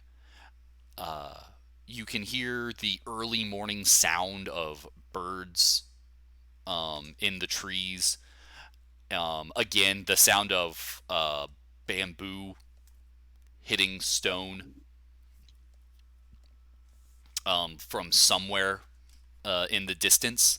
And yeah, you begin to walk the grounds. The paths lead in many which ways. One, goes back to the main entrance of the estate. And as you wander the wood, you, as I recall, have a very high passive perception of, 17. So you notice, after walking for just a few minutes, what looks like a rock garden, like a curated clearing in this area. That's like just a maybe 20-foot circle, with features, statues, and topiaries, and essentially you see in the middle of this Lady Mir, who is just her back to you. She seems to be wearing a garb that is much less ostentatious than the one she greeted you in. It's much simpler in color, white, still some gold trim. And actually, you've caught her with her hair down, no longer up in the great pompadour, but instead flowing scarlet locks down her back. And it's just Okay, like kind maybe you of want some sitting fun. there in a pose that you would just kind of recognize as a morning meditation.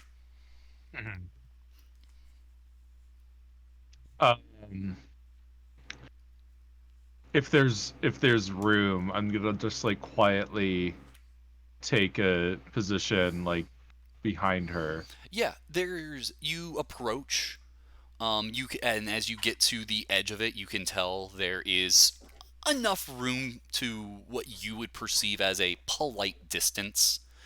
And as you enter, uh, motionless, you just hear again her very soothing voice just say, "Good morning."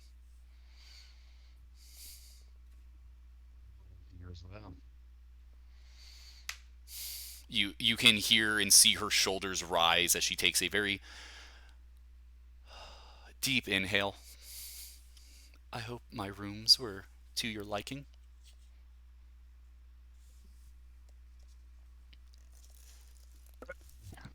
Comfortable.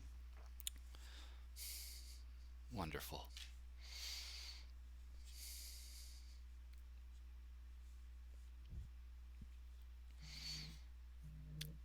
Do you have any plans for the day? Hoping to make my way over to Bandolier. It is quite the sight to see. I do not get over to it as much as I think I would like.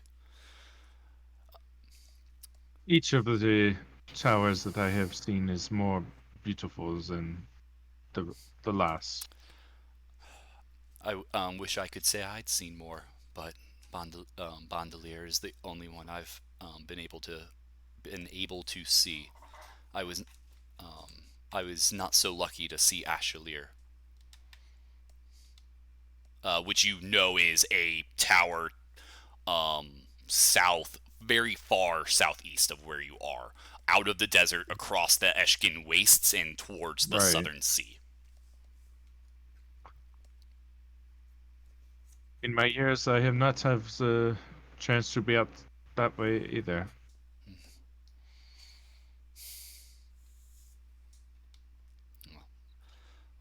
Well, there's still time. Maybe one of us will have the chance to see it.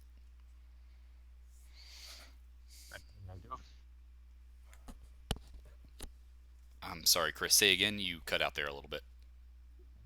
I do. It happened again. Ah. Yeah. I'm almost wondering if something's happening where it's not catching you at the beginning. Let me turn off. I have the noise suppression on. Gotcha. Cursed So- noise suppression. Yeah, let's see if that's any better. Yeah, it sounds better so far. We'll see how well it works. So I said yeah, I pray that I do. yeah. But yeah, and at that point, she doesn't immediately engage you in any further conversation, unless you have anything else that you want to talk about. And Nope, I'm just gonna go through my routine meditation. yeah, okay. both of you are there for at least another maybe 40 minutes or so before she herself stands up and leaves you with a silent gesture, just kind of letting you stay, kind of not trying to jar you out of any thing that you've gotten into. And I'll just like nod with my Mhm. eyes closed. Yeah. And she like turns, like hands inside her like inside the very large sleeves of her robe, and just very silently exits.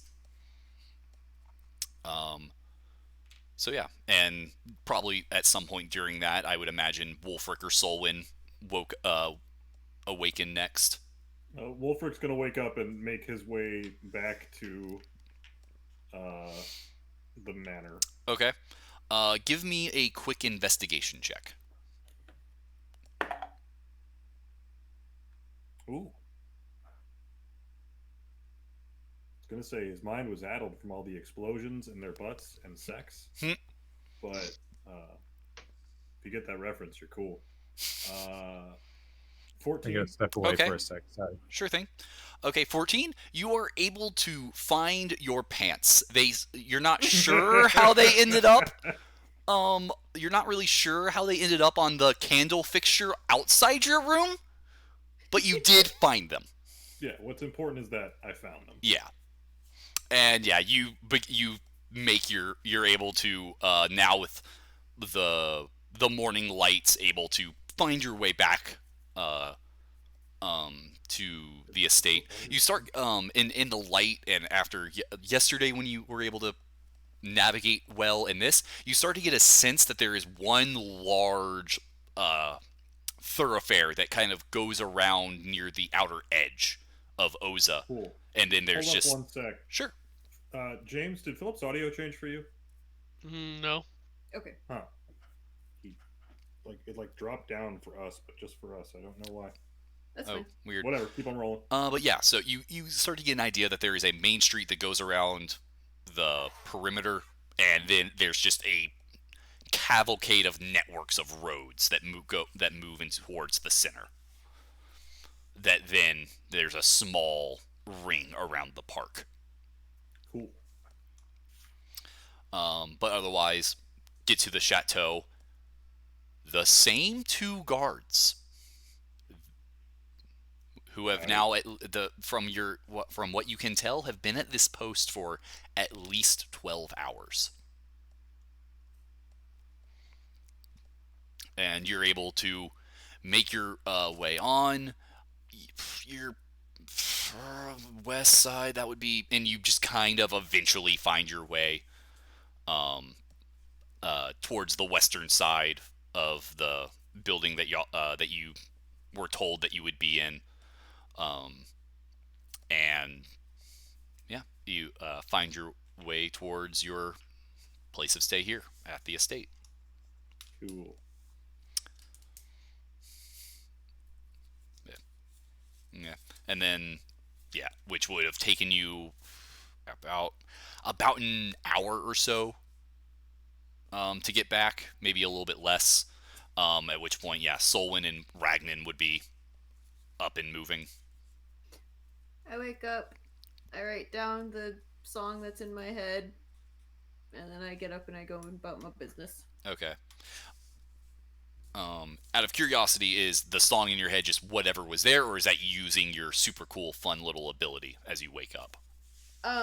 It's just what's there. Okay. I will actually focus and do that before we head out for the day. Okay. Booty, So yeah, it's more of rocking like a everywhere. dream journal. Kind of. Ish I thing. have a song that's been brewing in my head for a while.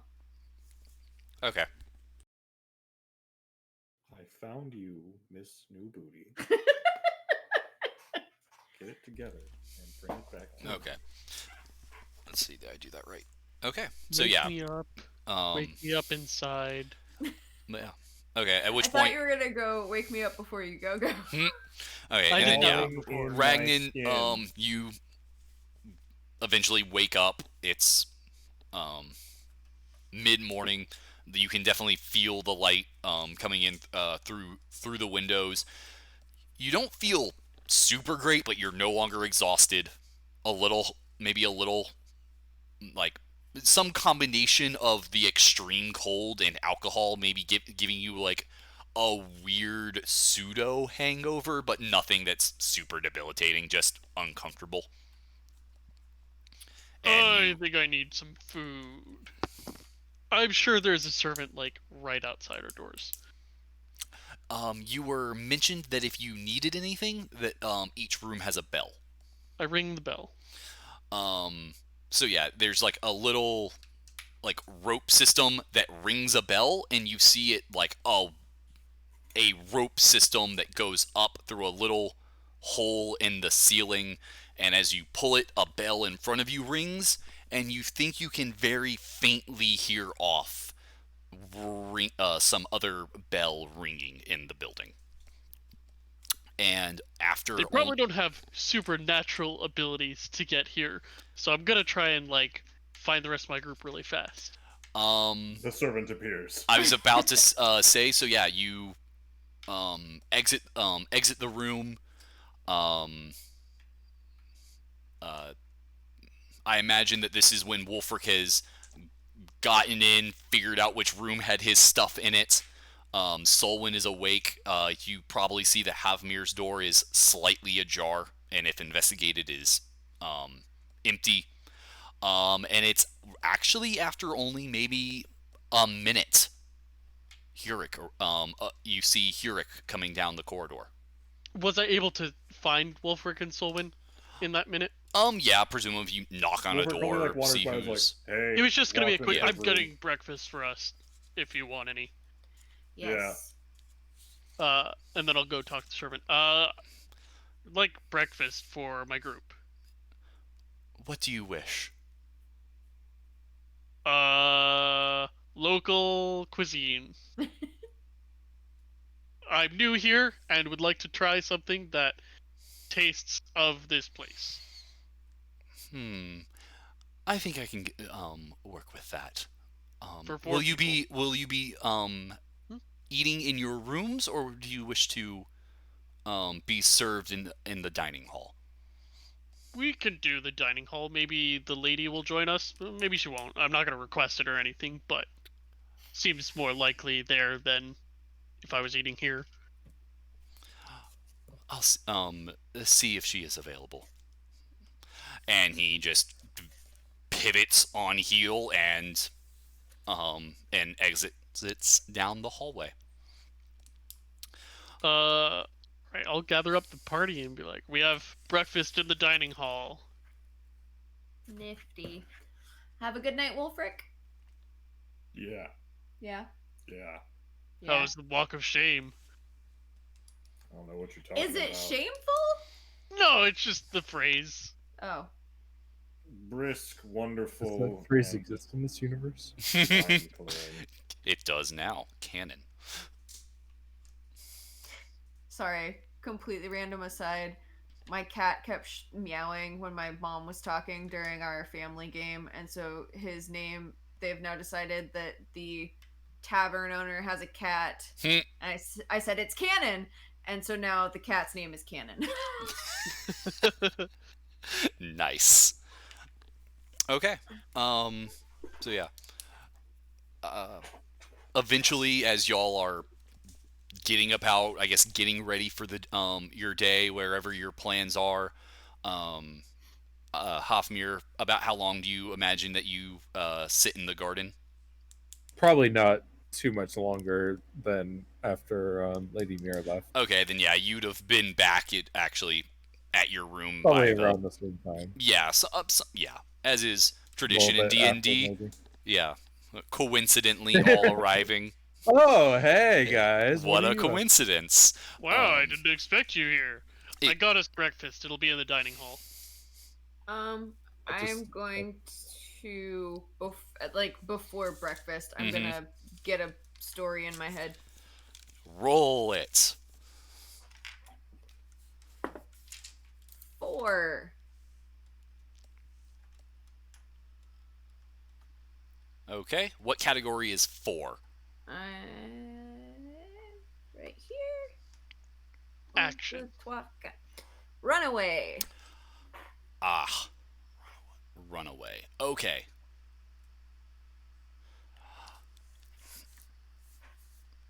Onius kept with him in his descent a totem, a gleaming trinket of sorts. This served two excellent purposes. First, when the deeps began to tear at Onius, he would rub it with the pads of his fingers, and it had a wondrous soothing effect. Second, should Onius die, the glimmer of the trinket would make finding his body quite easy. All right.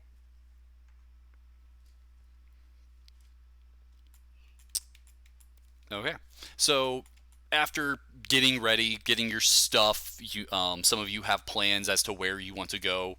Some of you maybe are yet undecided, but know that you might not be spending an extended stay here on the property, wanting to see more of the city.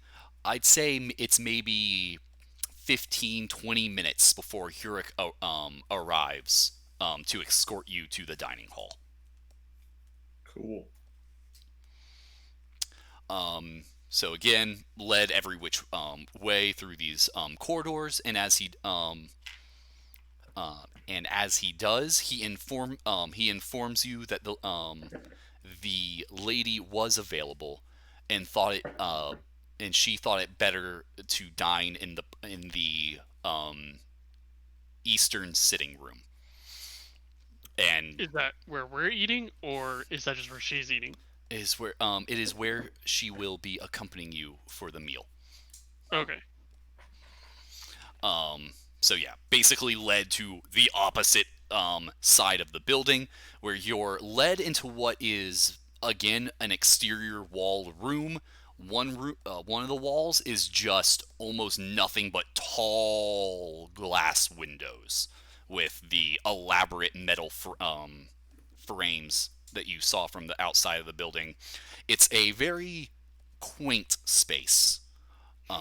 Maybe 15 feet by 20 feet. It actually seems to go down a little bit on stairs and has lots of low, comfortable furniture, and a small, like, wood burning stove in the corner to make the room a very pleasant, warm, comfortable temperature.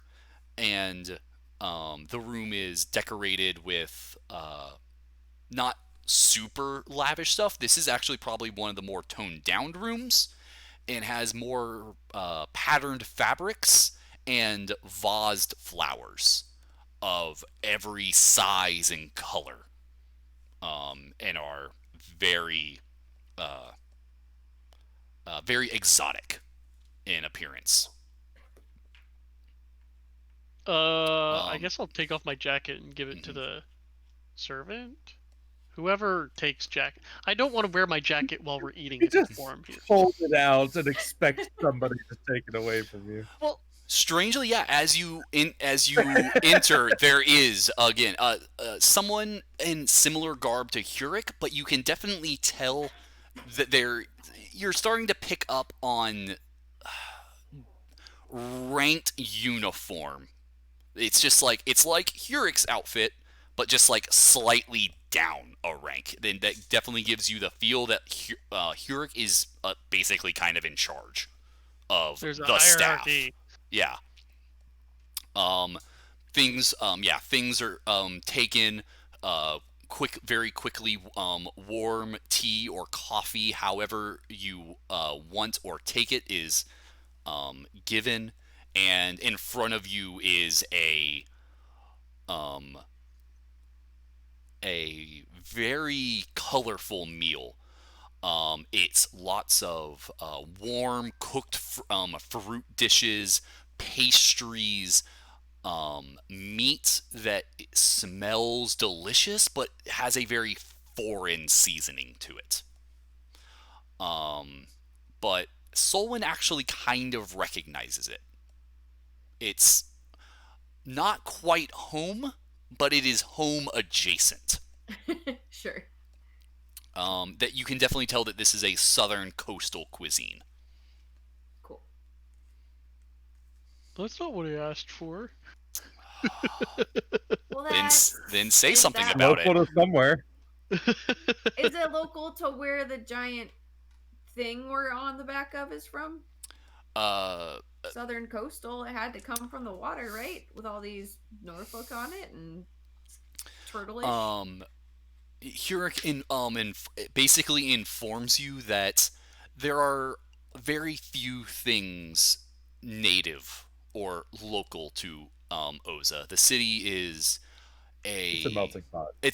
basically it's a melting pot of every which way of people of many different places and cultures and regions have accumulated on Ozah, and thought that that if I hadn't missed my guess, y'all have had Eastern cuisine for quite a few months, which is rough, not necessarily rough, but hearty, not super fancy, very undecorated food. It's very to the point, utilitarian, and it tastes fine, and it's warm. This is anything that's not Eastern. We probably expect to be dolled up. special. Yeah. Like what is this green leaf doing on my plate? Am I supposed to eat it? Why would I eat a leaf? Right? Like so. Yeah. There's definitely lots of like little culinary flair that most of you aren't used to. Yeah. But otherwise, it is put before you, and the lady greets you and asks if the rooms were to your liking. The blankets were really warm, which was appreciated last night. Thank you. Oh, you're very welcome. Yeah, I slept like a rock. It was very appreciated. You sank like a rock too. Satisfactory. I swam like a rock, thank you. Though, if I were to guess, I don't think Wolfric stayed. You have a glow about you, dear. Good night. I'm sure. Well, please do sit down. Tell me about the plans of your day. Hafmir mentioned earlier interest in going to Brontalier and seeing the Swear that's greatness. pronounced different every time. I'm pretty sure I said it right that time. Let's find out. It's Brondhelier. That's the first time you've said it that way, but that definitely sounded. Oh no, I'm sorry. It is Bondhelier. There is no R. Okay. Okay. Yeah. Yeah. Baandhelier. Bondhelier. Or Bandhelier. It can definitely be said different ways depending on certain... Bandolier, got it. Yep. Ding ding ding ding ding ding ding. No, that's never mind. I'm interested in visiting the tower, though I probably won't stay for long. We have differences in opinions. What would a fancy lady like you do on the day before the festival? Oh, I don't know. I do have a bit of work that needs attending to, making sure your expedition in 3 days is prepared and seeing what else I can find out. I have business ventures that need looking over, but all very boring things I wouldn't want to take up your time with. Oh, I more meant like what would you do if you had free time and wanted to do stuff? Like what do you like doing around here? With your refined tastes. If it was any just normal run-the-mill, probably host a small gala, art, taking a theater, whatever crossed my mind. Taking a site in the city, perhaps. Where would I kind of want to dress more like the locals. Where should I go? Depends on what district. As Huric said, um, Ozah, blah blah blah blah blah. Ozah is a melting pot, a cauldron of many different flavors and people. So really, it just all depends on where you go. Did you have anything particular in mind? I can recommend many a good tailor. Hmm. I'll just take your recommendation at face value. I don't have a particular style in mind. Just want to try something different and something that a refined lady like you would recommend. Oh, you're too kind. Let's see here. What did I write down?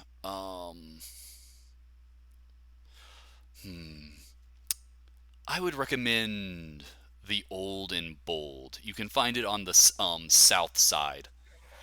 In would the recommend in the Bold. Delta, yeah, Old and Bold. You can find it in the Delta ward, on the western side. It's across the street from Bold and Brash. No, it's Exactly what I was thinking. it's No. actually it's just across the street from a wonderful little place called. I know I wrote this down. Ah, yes, further down. A wonderful little place called For Goodness Cakes. Yeah. I gotta go there. Guys. I gotta go there. Sure, Okay, let's cool. go shopping a little bit. I want to see this tower Hoffmere keeps talking about. I don't give a shit about towers. But cakes, I'm in. Rude. I assure you that the tower is much more magnificent than any cake that you could find. It is You quite do the you, sight. I'll do me. Quite the sight to see, towering above almost everything else here. Though it is on the There's a Towers do. cake shaped like the tower. in you the cut into the bakery. tower. It was cake all along. It always was. It always was. Anyway, Why don't we go shopping and then you and I can go visit the tower later? Solvin? I don't give a shit about the tower, but cake, yes. Yeah, we're cake first, of course. If I wind up at the tower, I wind up at the tower. If I find something better to do, I find something better to do. All right. Wonderful. Well, then let us enjoy our meal, and I hope you have a fruitful day. As she picks up like a strawberry that's on a toothpick and just like very eloquently starts eating, drinking wine or juice, whatever you want to consume with the meal after finishing your. Mimosas. Yeah. There's actually like an equivalent of a mimosa, a very sweet alcoholic beverage. Okay. Oh my god. Oh my god.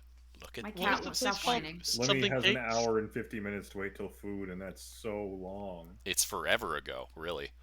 Okay, so yeah, as you do you enjoy the breakfast and are otherwise ready to go out on the town. Is there any particular groupings that are going to any particular place?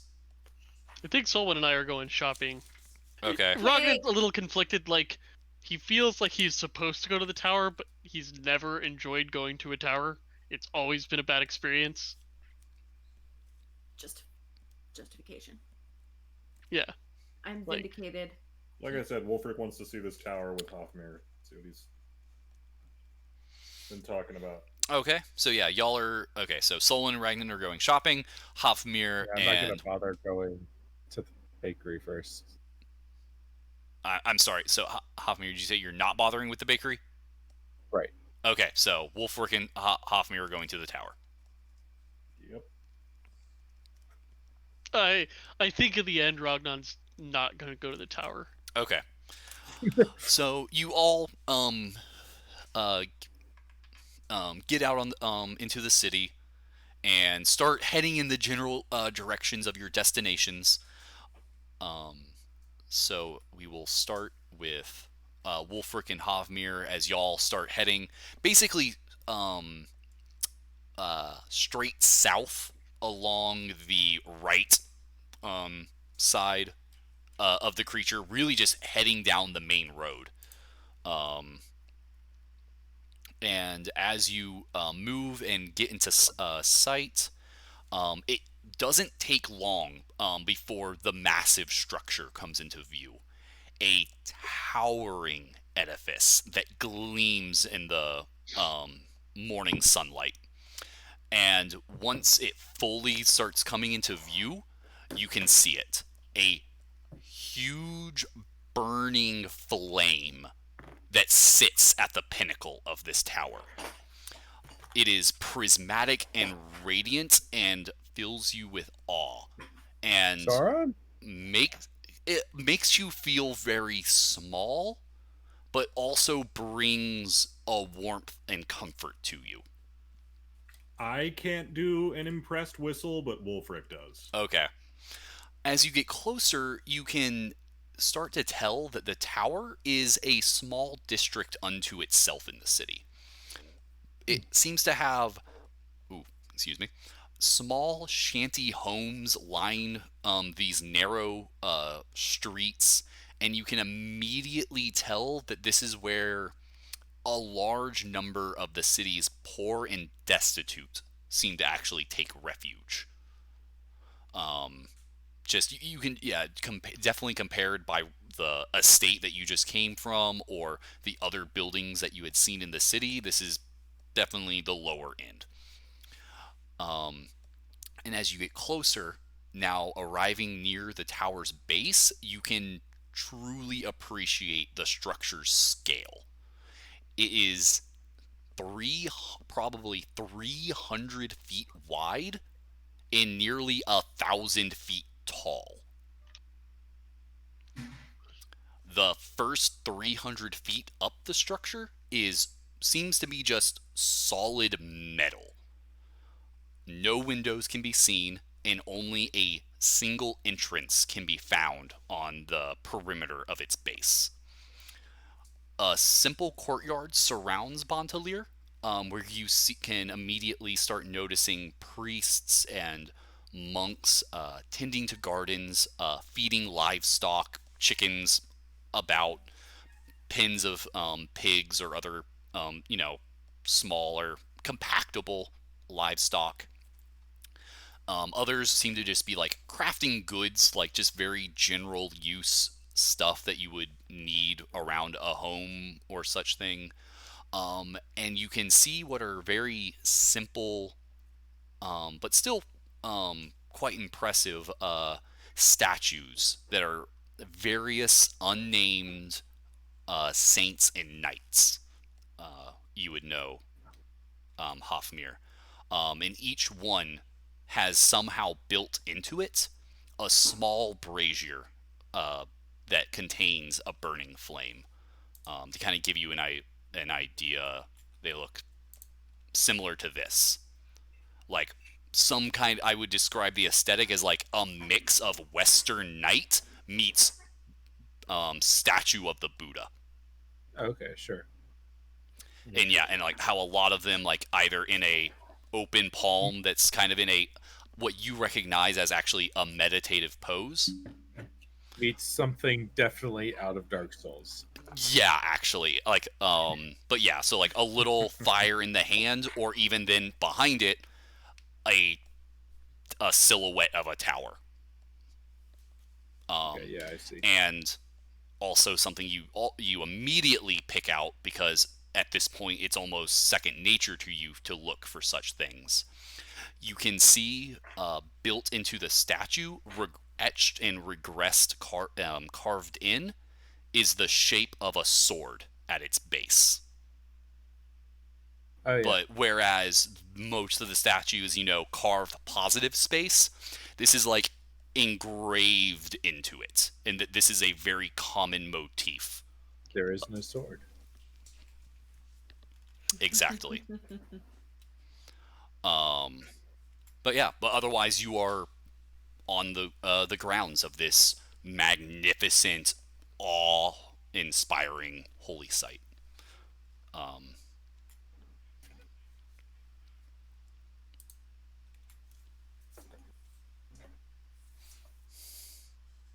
right. Unless there's any other etiquette that I would know, I probably just head straight for the main tower Okay. door. You would know that the towers are, for the most part, very open. Weirdly enough, open spaces that people are free to come and go. That this is a place of refuge. This is a place for the downtrodden and impoverished to go to find a place of some means of comfort and safety. So you're able to walk in through the entrance where you see other people coming and going. The entrance is very large with ginormous double doors. Again, made of metal. And as you would know, and Wolfric, even from some of your origins, you would maybe even know this. They're made of metal through and through. Almost everything in this place is made of metal or stone, and a almost very seamless transition. You have a very difficult time imagining mortal hands creating such a thing in its elegance and seamlessness. The first floor is entrance area is dimly lit. Almost this entire area is just lit with torchlight, and so it gives off that very kind of a dark orangish hue across everything. And you can kind of tell that this is like a central area of prayer. This is and along and that seems to actually take up nearly the entire base of this place. So it is a 300-foot circular room with columns and pillars to support it, though nothing like the ornate pillars of Lady Mir. A lot of it is very utilitarian and simple in structure. Shrines, much like this one, dot the areas. You see people in front of them just either in meditation or prayer, lighting incense. You see monks and priests like lighting candles and going about maintaining the space. Some are in like quiet conversation with anyone that is coming to use this holy space for whatever spiritual needs they have, and is just a very large open space. You can see two wide staircases that go along the opposite edges of each other that kind of curl up these tall 30 foot high walls that seem to go to another layer. Which your experience, there's just going to be layer on layer on layer going up as it almost like a very precarious, like tiered cylindrical cake that as you go up, it does begin to narrow. Yep.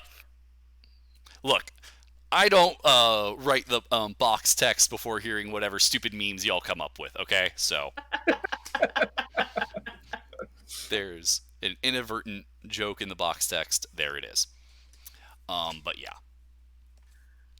Hopmere, I had my doubts, but this is pretty spectacular. Seer really is magnificent in what he did for the Affairi. Am I getting history right on that? Yes, that the towers are said to be gifts from Seer to a number of Vryn that then essentially went out, made pilgrimages to places of safety to build these towering refuges for the calamities that were beginning to fall the world. And this is one of them. Yeah. and that this place is probably easily over a millennia old.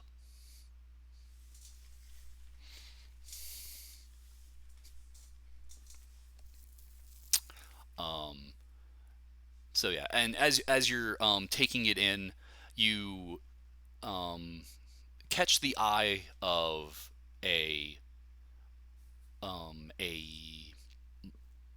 a monk that Havmir you would recognize based on their robes, and again, that sense of clothing hierarchy.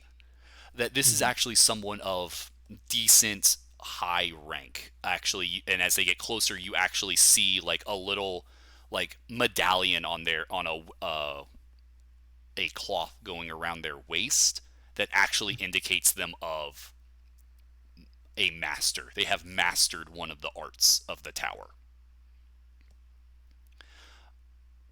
They are a surprisingly young Sunborn, maybe somewhere in their late 30s, so in appearance.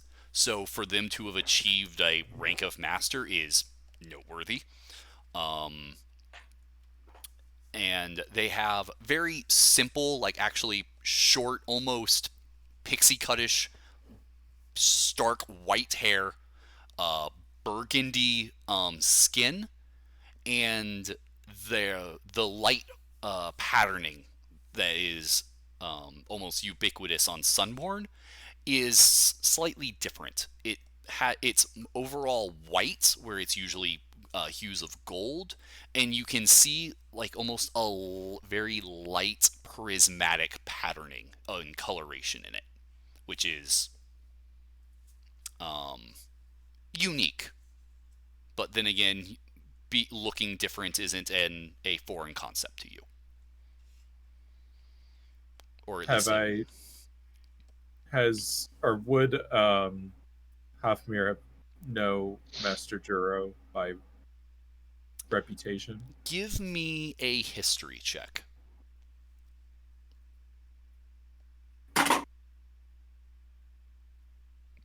Super great. Got an 8. I would say that the reputation you're aware of is that and I want to make sure I am doing proper clarification. Juro is the master of the tower, and to be the master of the tower is different than mastering an art of the tower, to be perfectly clear. I would say that you do know that Juro is a Sunborn, or at the very least is a Sunborn name. Okay. So just because I see somebody who's dressed as a master Yeah, and is a Sunborn does not necessarily mean that I would make not necessarily a logical leap. correct. I will remind you that you were told that Master Juro is 212. Oh, okay. Yeah, that was something y'all learned last session. From Lady Oh, Mir. okay. Yeah, I she said remember. it's too bad that Master Juro is in poor. His Oh, health right, is, right. is declining. Right. He's but it makes sense. He is getting on in age. In fact, he's 212, which is Okay, so incredibly fucking old for a Sunborn. So you would know this is not Master Juro, though Okay. you don't necessarily know anything else about him in particular. Okay, got it. But this figure is approaching you, your group. Welcome to Bontalir. I see you are a newcomer to Ozah. Is there anything we can do? Uh, is there anything we can do for you, um, Child of Flame? You would know this to be a very common colloquialism for Vryn. Makes sense. Yeah. Me, I am called Hafmir. This is my companion Wolfric. We have traveled to Ozah on business matters and have decided to come and visit the great tower of Bandelier. and witness the marvel of the tower. She gives a very a warm smile. Yes, it is quite the sight, isn't it? I've lived here for quite a while, and it always still um, seems to amaze me every morning. Well, feel free to walk the grounds,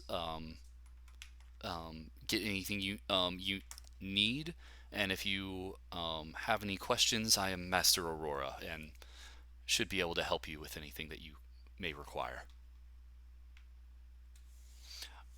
Um,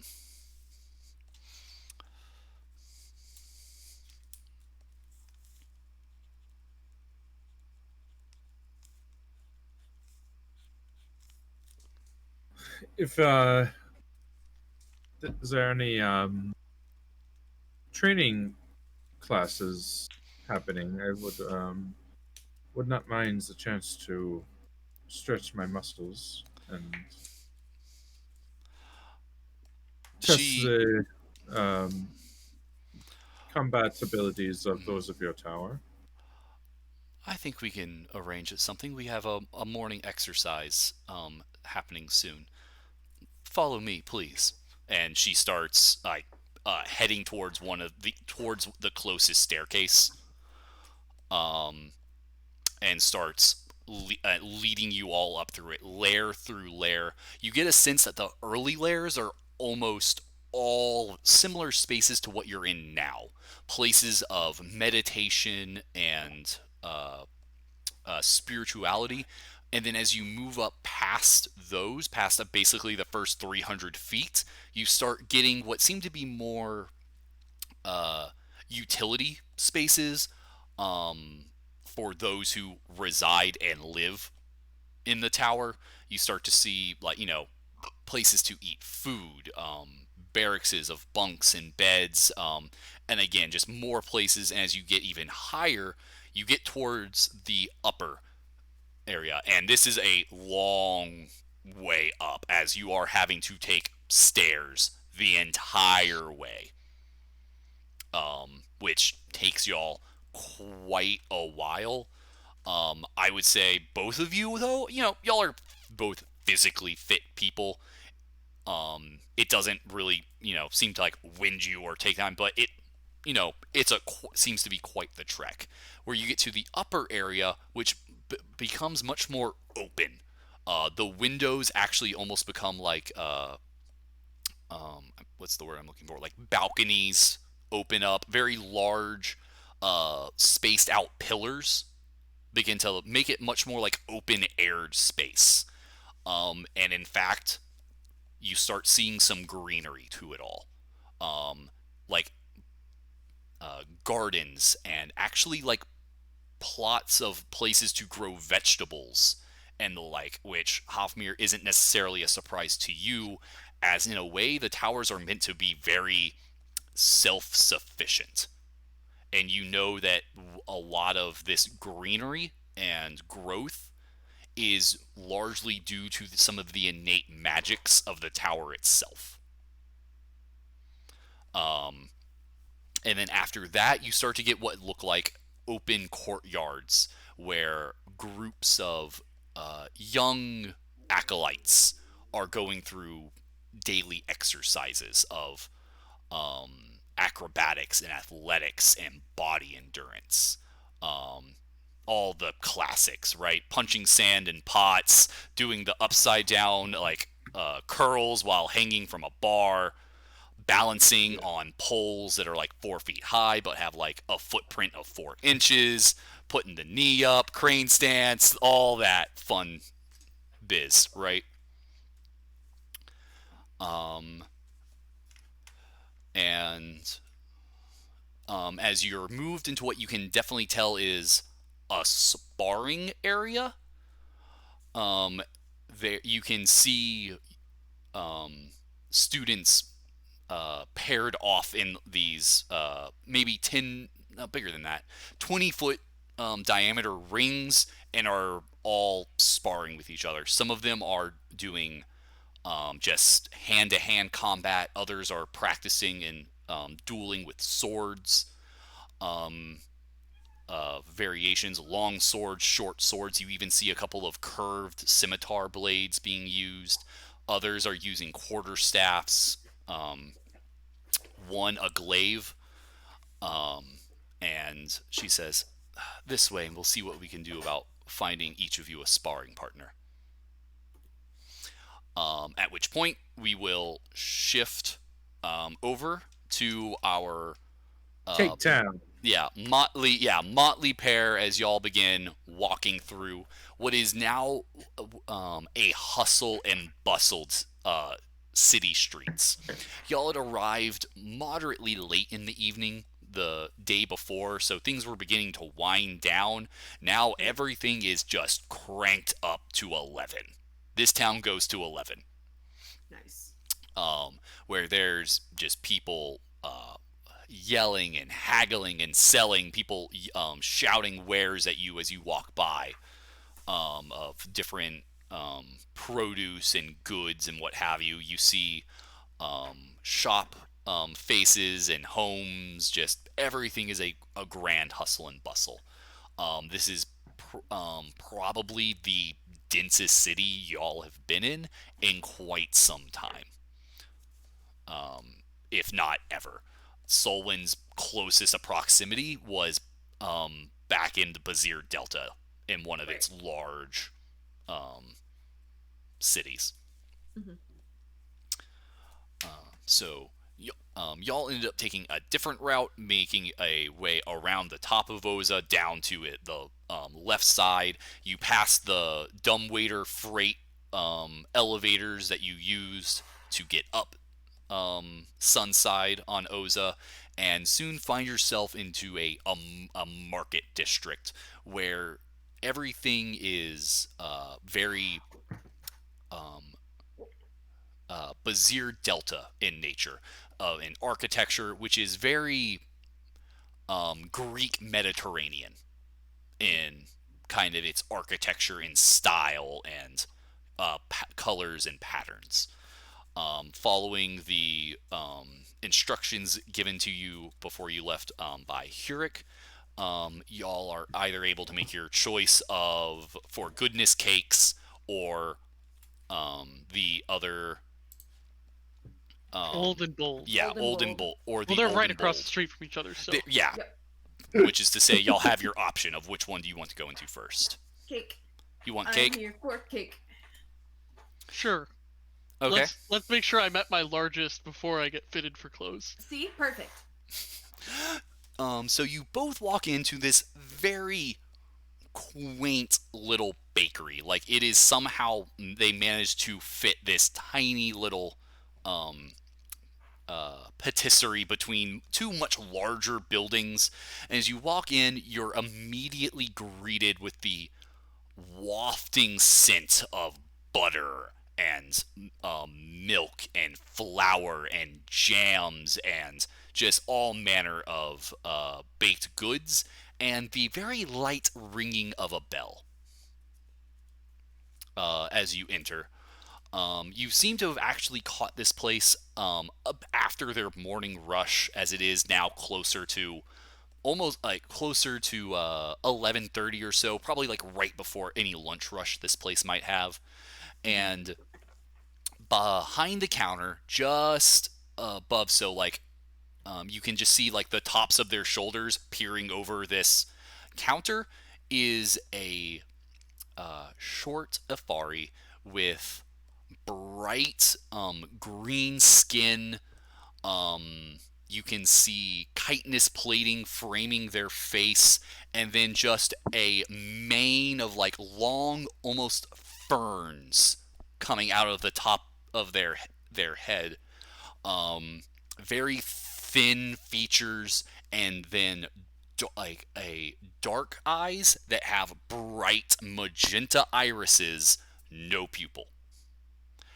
You see in front of you one of the kinds of Afari, the quiet ones, which are known for being of their petite size And essentially, they have plant flora and fungi integrated into their body as a symbiotic relationship. I almost played one of these.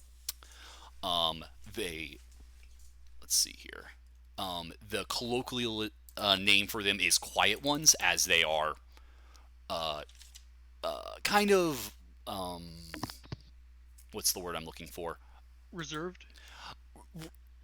Yes, I was gonna say there is like a stereotype of them, being quiet and reserved, but largely that comes from their native tongue, which is for the most part non-audio.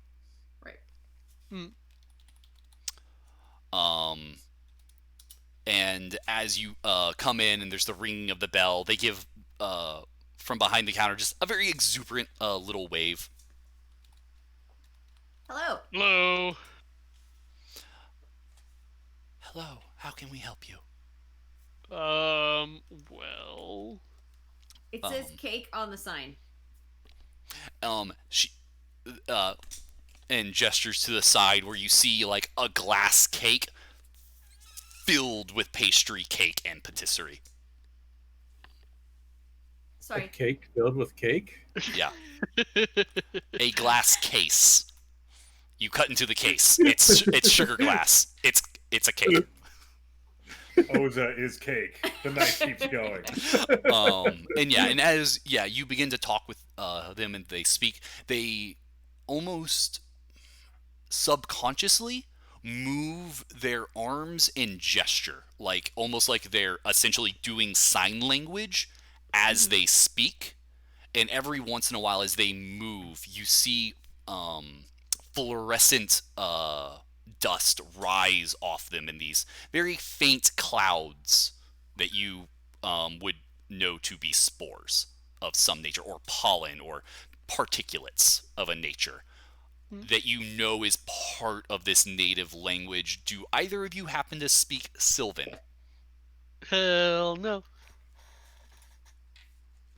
I speak. Oh, actually, I guess I forgot to do my languages. So it says languages none. I think I speak Common and whatever the Brunier speak. Yeah, that is true. I have Common and Celestial written down on mine. Gotcha. I can read Celestial. So again, they are speaking, but any other things that are as that they're gesturing or creating as they speak doesn't hold any extra meaning to you. It's just a quirky way motions and things as they talk, which is again a very quiet, barely above a whisper voice, but otherwise seem very extroverted and friendly. What was your name?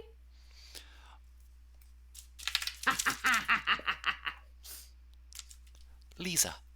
Lizza.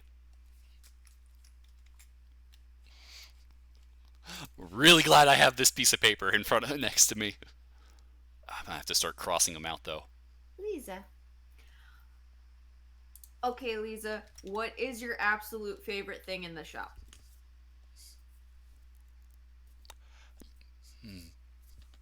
They bend down over, start looking around. You can see them through the glass cake, like pointing at something, and then no, and then and they then stand up and rush into the back room, where they bring out what looks like a fresh tray of these elongated layered pastry with some kind of yellow on top that looks like an icing or a custard. It is solid, so it's probably not a jam, but it's definitely a something. And what is that? Oh damn it, I just had the thing. She says it is a ginger icing eclair. I'll take 4. Let's see here. Did I write down anything? It would be for 4. Yes. That would be a silver for 4. Okay. and she like very like happy takes some off, wraps them in like little bits of like very thin paper, like kind of like wraps it in a cone, puts the uh, I keep wanting to say a cannoli for some dumb reason, eclair, and just starts like handing them to you. And how many? Sorry, how much was it? 1 silver. 1 silver. Done. I'm looking for something more cake-like. Maybe, and maybe this is just subconscious thing. Do you have anything like? Is it called the White Tower? Just the tower? What is it called? I thought they were silver. Silver Tower? They are referred to in all caps, proper name, the Silver Towers. Do you have anything themed on the Silver Towers?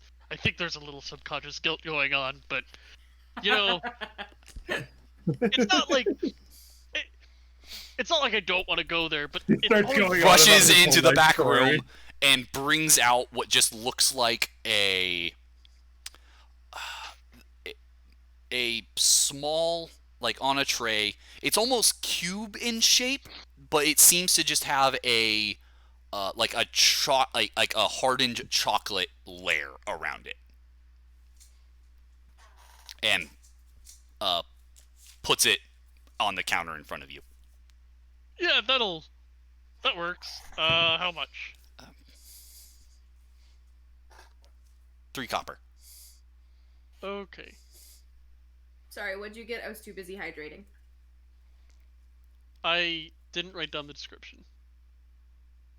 It is essentially what looks like some kind of pastry that has like hardened chocolate coating it. Ooh. But otherwise, you're not really sure what's inside.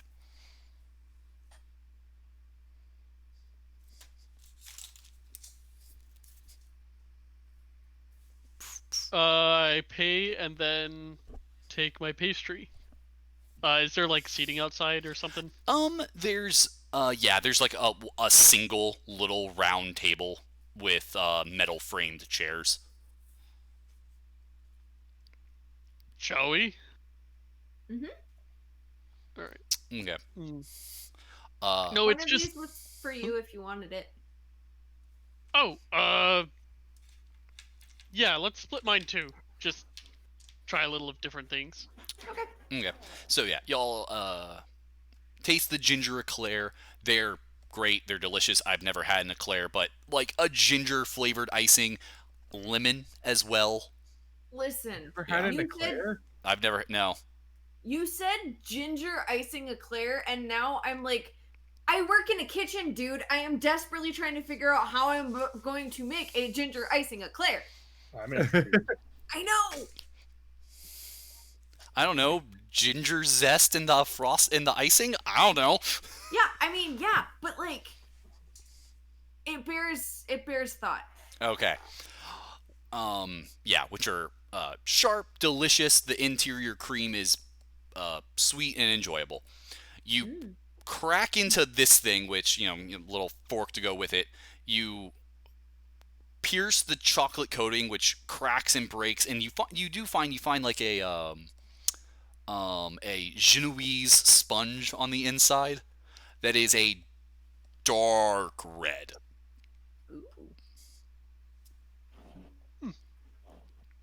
So do y'all just dig right in? Yeah. Oh yeah.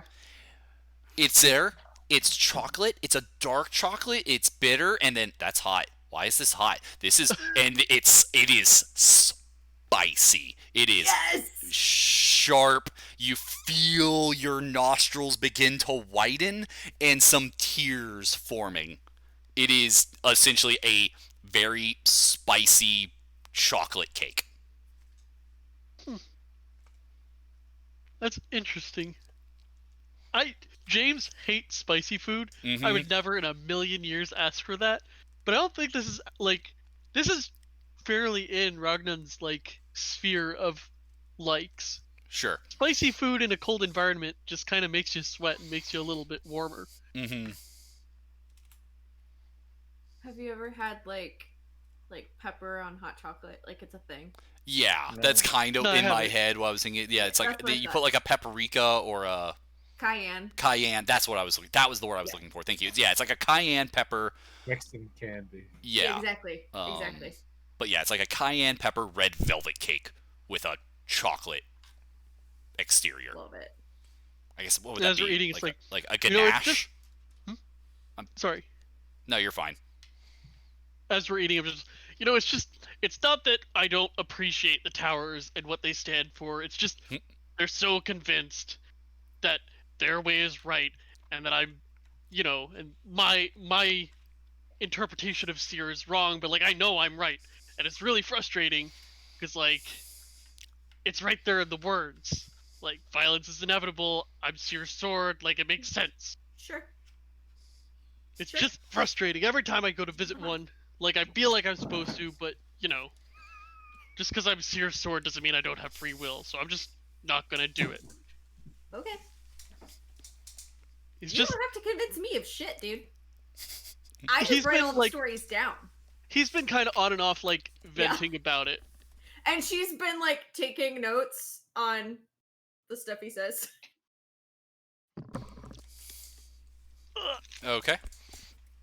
So yeah, you'll have some enjoyable pastries. You, I guess, are you saving the other two eclairs Yes, for? I Okay. bought 4, one for me, one for him, Yeah, one for that's kind of what I figured. I didn't want to assume though. Othmere, and one for. I keep wanting to say Jack, but it's not Jack. It's Wolfric. Okay. They're completely different I- characters. And I don't even mean that ironically. I know. I've wanted to call James Ilferi like 3 times already. I almost wrote it in my notes. Okay. Doesn't help that Ilfari and Ifari. Yeah, I caught you mixing them up earlier. Yeah. I heard it, but I was like, you know what? I haven't determined just many roll of the it. pronunciations, and it's a regional. My answer to any mispronunciation in this world is it's a regional. It's a regional pronunciation, Yeah. right? So then I go get fit for some clothes, I suppose. So y'all finish your pastries and are able to head into the place next door, the Old and Bold. And you come in and you just kind of immediately see this as like a tailor, seamstress. You just see like many different clothings of shirts and jackets and pants, things just like on hooks, just kind of lining these, like boards with pole in middle up against the wall, like you do in a clothing store. And again, as you enter, ding-a-ling-a-ling from a bell, where a Ding-a-ling-a-ling. yeah, ding-a-ling-a-ling, a tall, sharp-featured yonder woman comes out in very nice clothes. It's like a golden dress. It does the thing where instead of having like the straps on the sides, it wraps around the back and crosses the front, kind of deal. With a jacket over that, a coat over that with like fur trim, a long skirt that goes past the ankle, and then like a sash that like goes and with it, and all done up. Hair is black, pulled back into a tight bun, and her pearly horns come from the back of the skull and actually kind of have like an upward angle where they come to points that are almost like, the horns for Yondir start in the back of the skull and usually wrap around the front and meet, and the tips almost touch, like 2 inches apart from each other. It almost looks like a slightly weird axied halo. And again, slightly luminous with a pearly effect to it. Yes, why, hello. How can we help you? I would like to get some clothes that are more native to the area, I feel a little bit underdressed, especially with the upcoming festival. For the festival, then of course you'll want something blue. We're almost out of blue. Immediately just moves over to one of the racks that's sparser, and you can kind of tell the place is, to some degree, color sorted amongst other various styles. Starts looking over to you. Yes, come over here and we'll get a measure of you. And just like pulls from a little pouch on their belt, just immediately pulls out like a cord that has little knots in it, and basically just starts measuring you up. Yes, festival's tomorrow, so not much blue left, and we'll have to find something that fits well enough. I should be able to do some light stitching over the next hour. I do have a couple of other orders, but we should be able to get you on your way. What brings you into town? Are you here for the water festival? Kind of In by a way. accident. Just moving around you as this conversation is happening, just orbiting you, picking up, grabbing your arm and making a length. We're here to help out with some business, but our stay is through the water festival, and then we'll be leaving shortly after it. We were told to enjoy ourselves. The water festival is fun. Food, song, music. The ceremony will be lovely. It is every 4 years. Oh, every 4 years. That phrase to you immediately would tell your characters it is a seasonal festival, as the seasons in this world are a year long. So, it being a yearly, month to month, whatever, it's something determined by the seasons. I see. Mm-hmm. And like, what exactly are you celebrating? Ozah I and mean, its like water. Yay. Ozah and its and the bounty it gives, and the Ozah and the bounty it gives, and well, all of this, just kind of gesturing to up and all. Now, okay, no, leg out. Gestures vaguely. Yeah, gestures vaguely. All this. Right, but why water? She gives a kind of a wry smile. Well, it takes place at the park. There's a ceremony. The priests are able know more of the details, but it all centralizes around the lake. Quick question. Mhm. Out of character. Yes. What season is it? It is very late autumn. The equivalent of like mid-November. Okay, But due to how far you are away from the equator and your altitude, makes it very cold. But it is approximately forget what the 11th month of the year is. right. I wrote it down November? somewhere. Yeah. Oh, yours. Yeah. But It's so it's an November, autumnal November. festival. And they use a 12-month year. It is a 12-month year. 12 But months, 4 yeah. weeks each month, 28 days each month. yeah, So it's basically. like 310 days or something like that. I think so. I can I pull up read. the calendar. Look, I wrote a lot of stuff down. I wrote it down so I wouldn't have to remember it all. Yeah, no, I wasn't worried about. I just It is. seemed 336. connected to my character. Yeah. So I read it. It is actually, technically speaking, the second month of the year, Relaren, which is basically the month of transition, of seasonal transition, happens around this time. Obviously, varying depending on different climate, whatevers, but generally speaking, the transition of seasons happens over this month.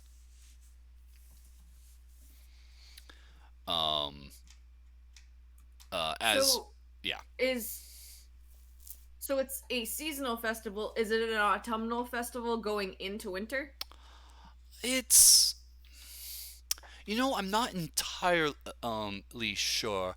I just know that it is a large ceremony um, to celebrate Ozah and the bounty and blessing of the city, and that the priests perform a ritual out in the middle, um, singing, chanting, and dancing. A lovely affair, really. Why not just Okay. call it Ozah Day? That just seems like more proper, you know? It's a rough translation. I think there's more nuance in the original Norrish, but I'm not entirely sure. Maybe Um, the day Ozah emerged from the water? Ozah's like a big turtle, right? Definitely a it's looking thing. I suppose similar. Yes. Yeah, I could see it. Um, except the flying, the head, the tail, but that's I guess really all just A big um magic turtle, hmm, you know. um but yes, it's all the and while I suppose it's changed over the years as many things do. Again, getting measurements, and while she's finishing measured up, Ragnan is moved to the rack at Turnstone. And what about you, dear? Anything in particular, or just whatever my good taste uh, deigns to put upon you? Me? Are you not also getting clothes? I was here for the cake. Ah, yes, yes, yes, yes. Lisa does do good work. Um, What was your name? I am. Susan. We'll Boogly go doogly. with. Nice to meet you. You know what? We'll go with a name I've been meaning to drop. Pyre. Pyre. Yep. Which is Pyra. Pyre is a very common name to I think I can't remember whom I've maybe mentioned this to before. To give the parallel, it's kind of like the same as like John or Adam, or it has that very old lore myth religion name that's just lasted through the centuries. Cool. Cool. It's a good game. Mm-hmm. Fantasy soccer in the afterlife. That was like fantasy basketball. Yeah. Okay. Well, let's see here. And It sounded cool to me. pulls out like a blue felt jacket. To start. Okay, arms up, and just starts like basically, yeah, just doing the thing. I think this will work. A little bit of tailoring here, and doing from my very limited experiences with tailors. I think they do like a white line to mark things of where things are going to be hemmed and tailored and what yeah, they have use you. chalk. Yeah. Taylor's chalk. Yes, that tailor's chalk. Okay, we're going to need to get you a matching waist wrap, something with a white lining. Let's see if we have anything left. But otherwise, I suppose it also is a ceremony venerating Nor and um, the sacrifices made so many years ago.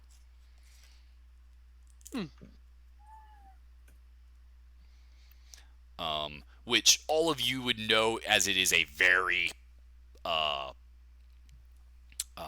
let's ubiquitous tale almost, with some varying due to regions and culture and time.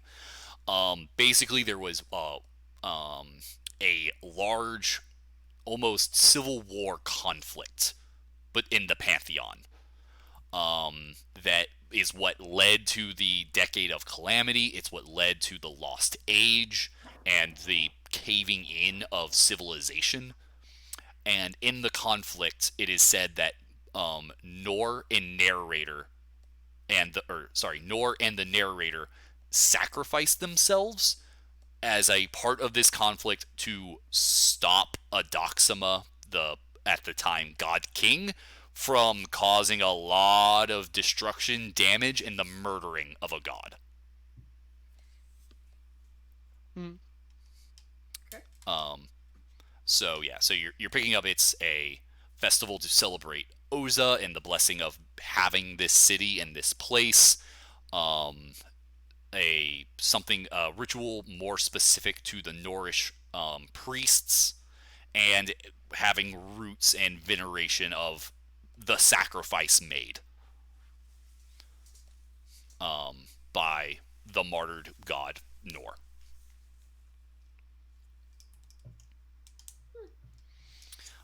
But yeah, otherwise you are fit. This takes roughly the fitting in all takes rough in the conversation takes roughly 30 minutes. You're basically fitted out with a very nice like white fur trimmed velt um, jacket, a matching thick cotton shirt to go under it, which has like a kind of like tessellating diamonds that has a diagonal pattern across the front, and then like essentially like a waistcloth, which is just kind of a trimmed fabric that just kind of wraps around your waist with a matching silver, kind of a shiny silver sash, and that goes down to your ankles.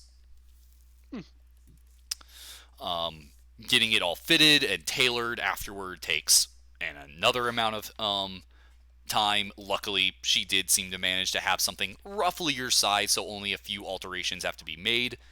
And this is when I grab my PHB to see that this will run you. I'm gonna guess because I don't remember, like 5 or 10 gold. 15, 25 at the most. 15 gold. 15. Which you would have been told at the beginning. Yeah, I Yeah. have that money.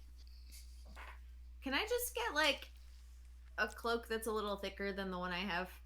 Doesn't have to be tailored. Sure. And moves over. Any particular color? Surprise me. Gives you a look up and down. I'm attempting to remember your color palette, and grabs you a. It has a base maroon color with a kind of zigzagged golden yellow, not metallic but still dull at the bottom, that kind of so rises, so these like kind of triangle lined silhouettes with a almost like an orangish burgundy with like a little bit of white speckling of fur trim along the bottom and collar. Excellent taste. With like a tin, like a silvery metal clasp in the front. Cool. Which would run you 5 gold. Done.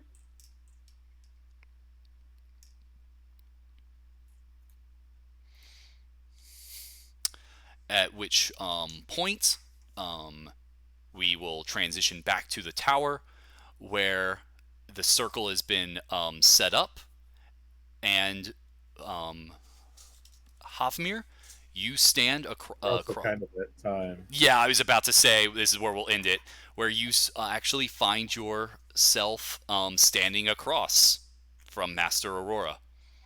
Ooh. Let's see what you're made of, and see what we can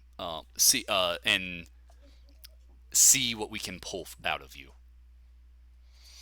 And yeah, that's Nod. yeah, that's where we'll call it tonight. And yeah, we'll start tomorrow with the water festival, or next week with the water festival and this sparring match. Sweet. Sweet. Cool. Okay. Well, thank you everyone for joining us. We'll be doing this again next Tuesday as the mini adventure of Beryl and the Shadow Kings pushes on. What else do we have going on, Redbeard? Let's see. I've got something else going on Thursday, so I'm gonna swap RB plays to Wednesday. so that's tomorrow. Mhm. So we'll be doing more Paper Mario tomorrow night. Awesome. Cool. Other than that, I I can don't have joke for any that. plans. Okay. Cool.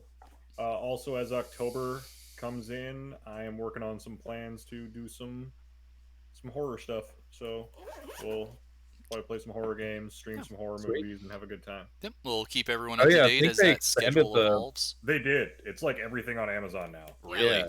So yeah, no, I'll do a COVID movie day. Nice. Solid. Yep. Yeah. And we'll keep y'all up to date on that as our plans unfold for the coming months. And have a good night, everyone. Night, everybody. Bye. Night.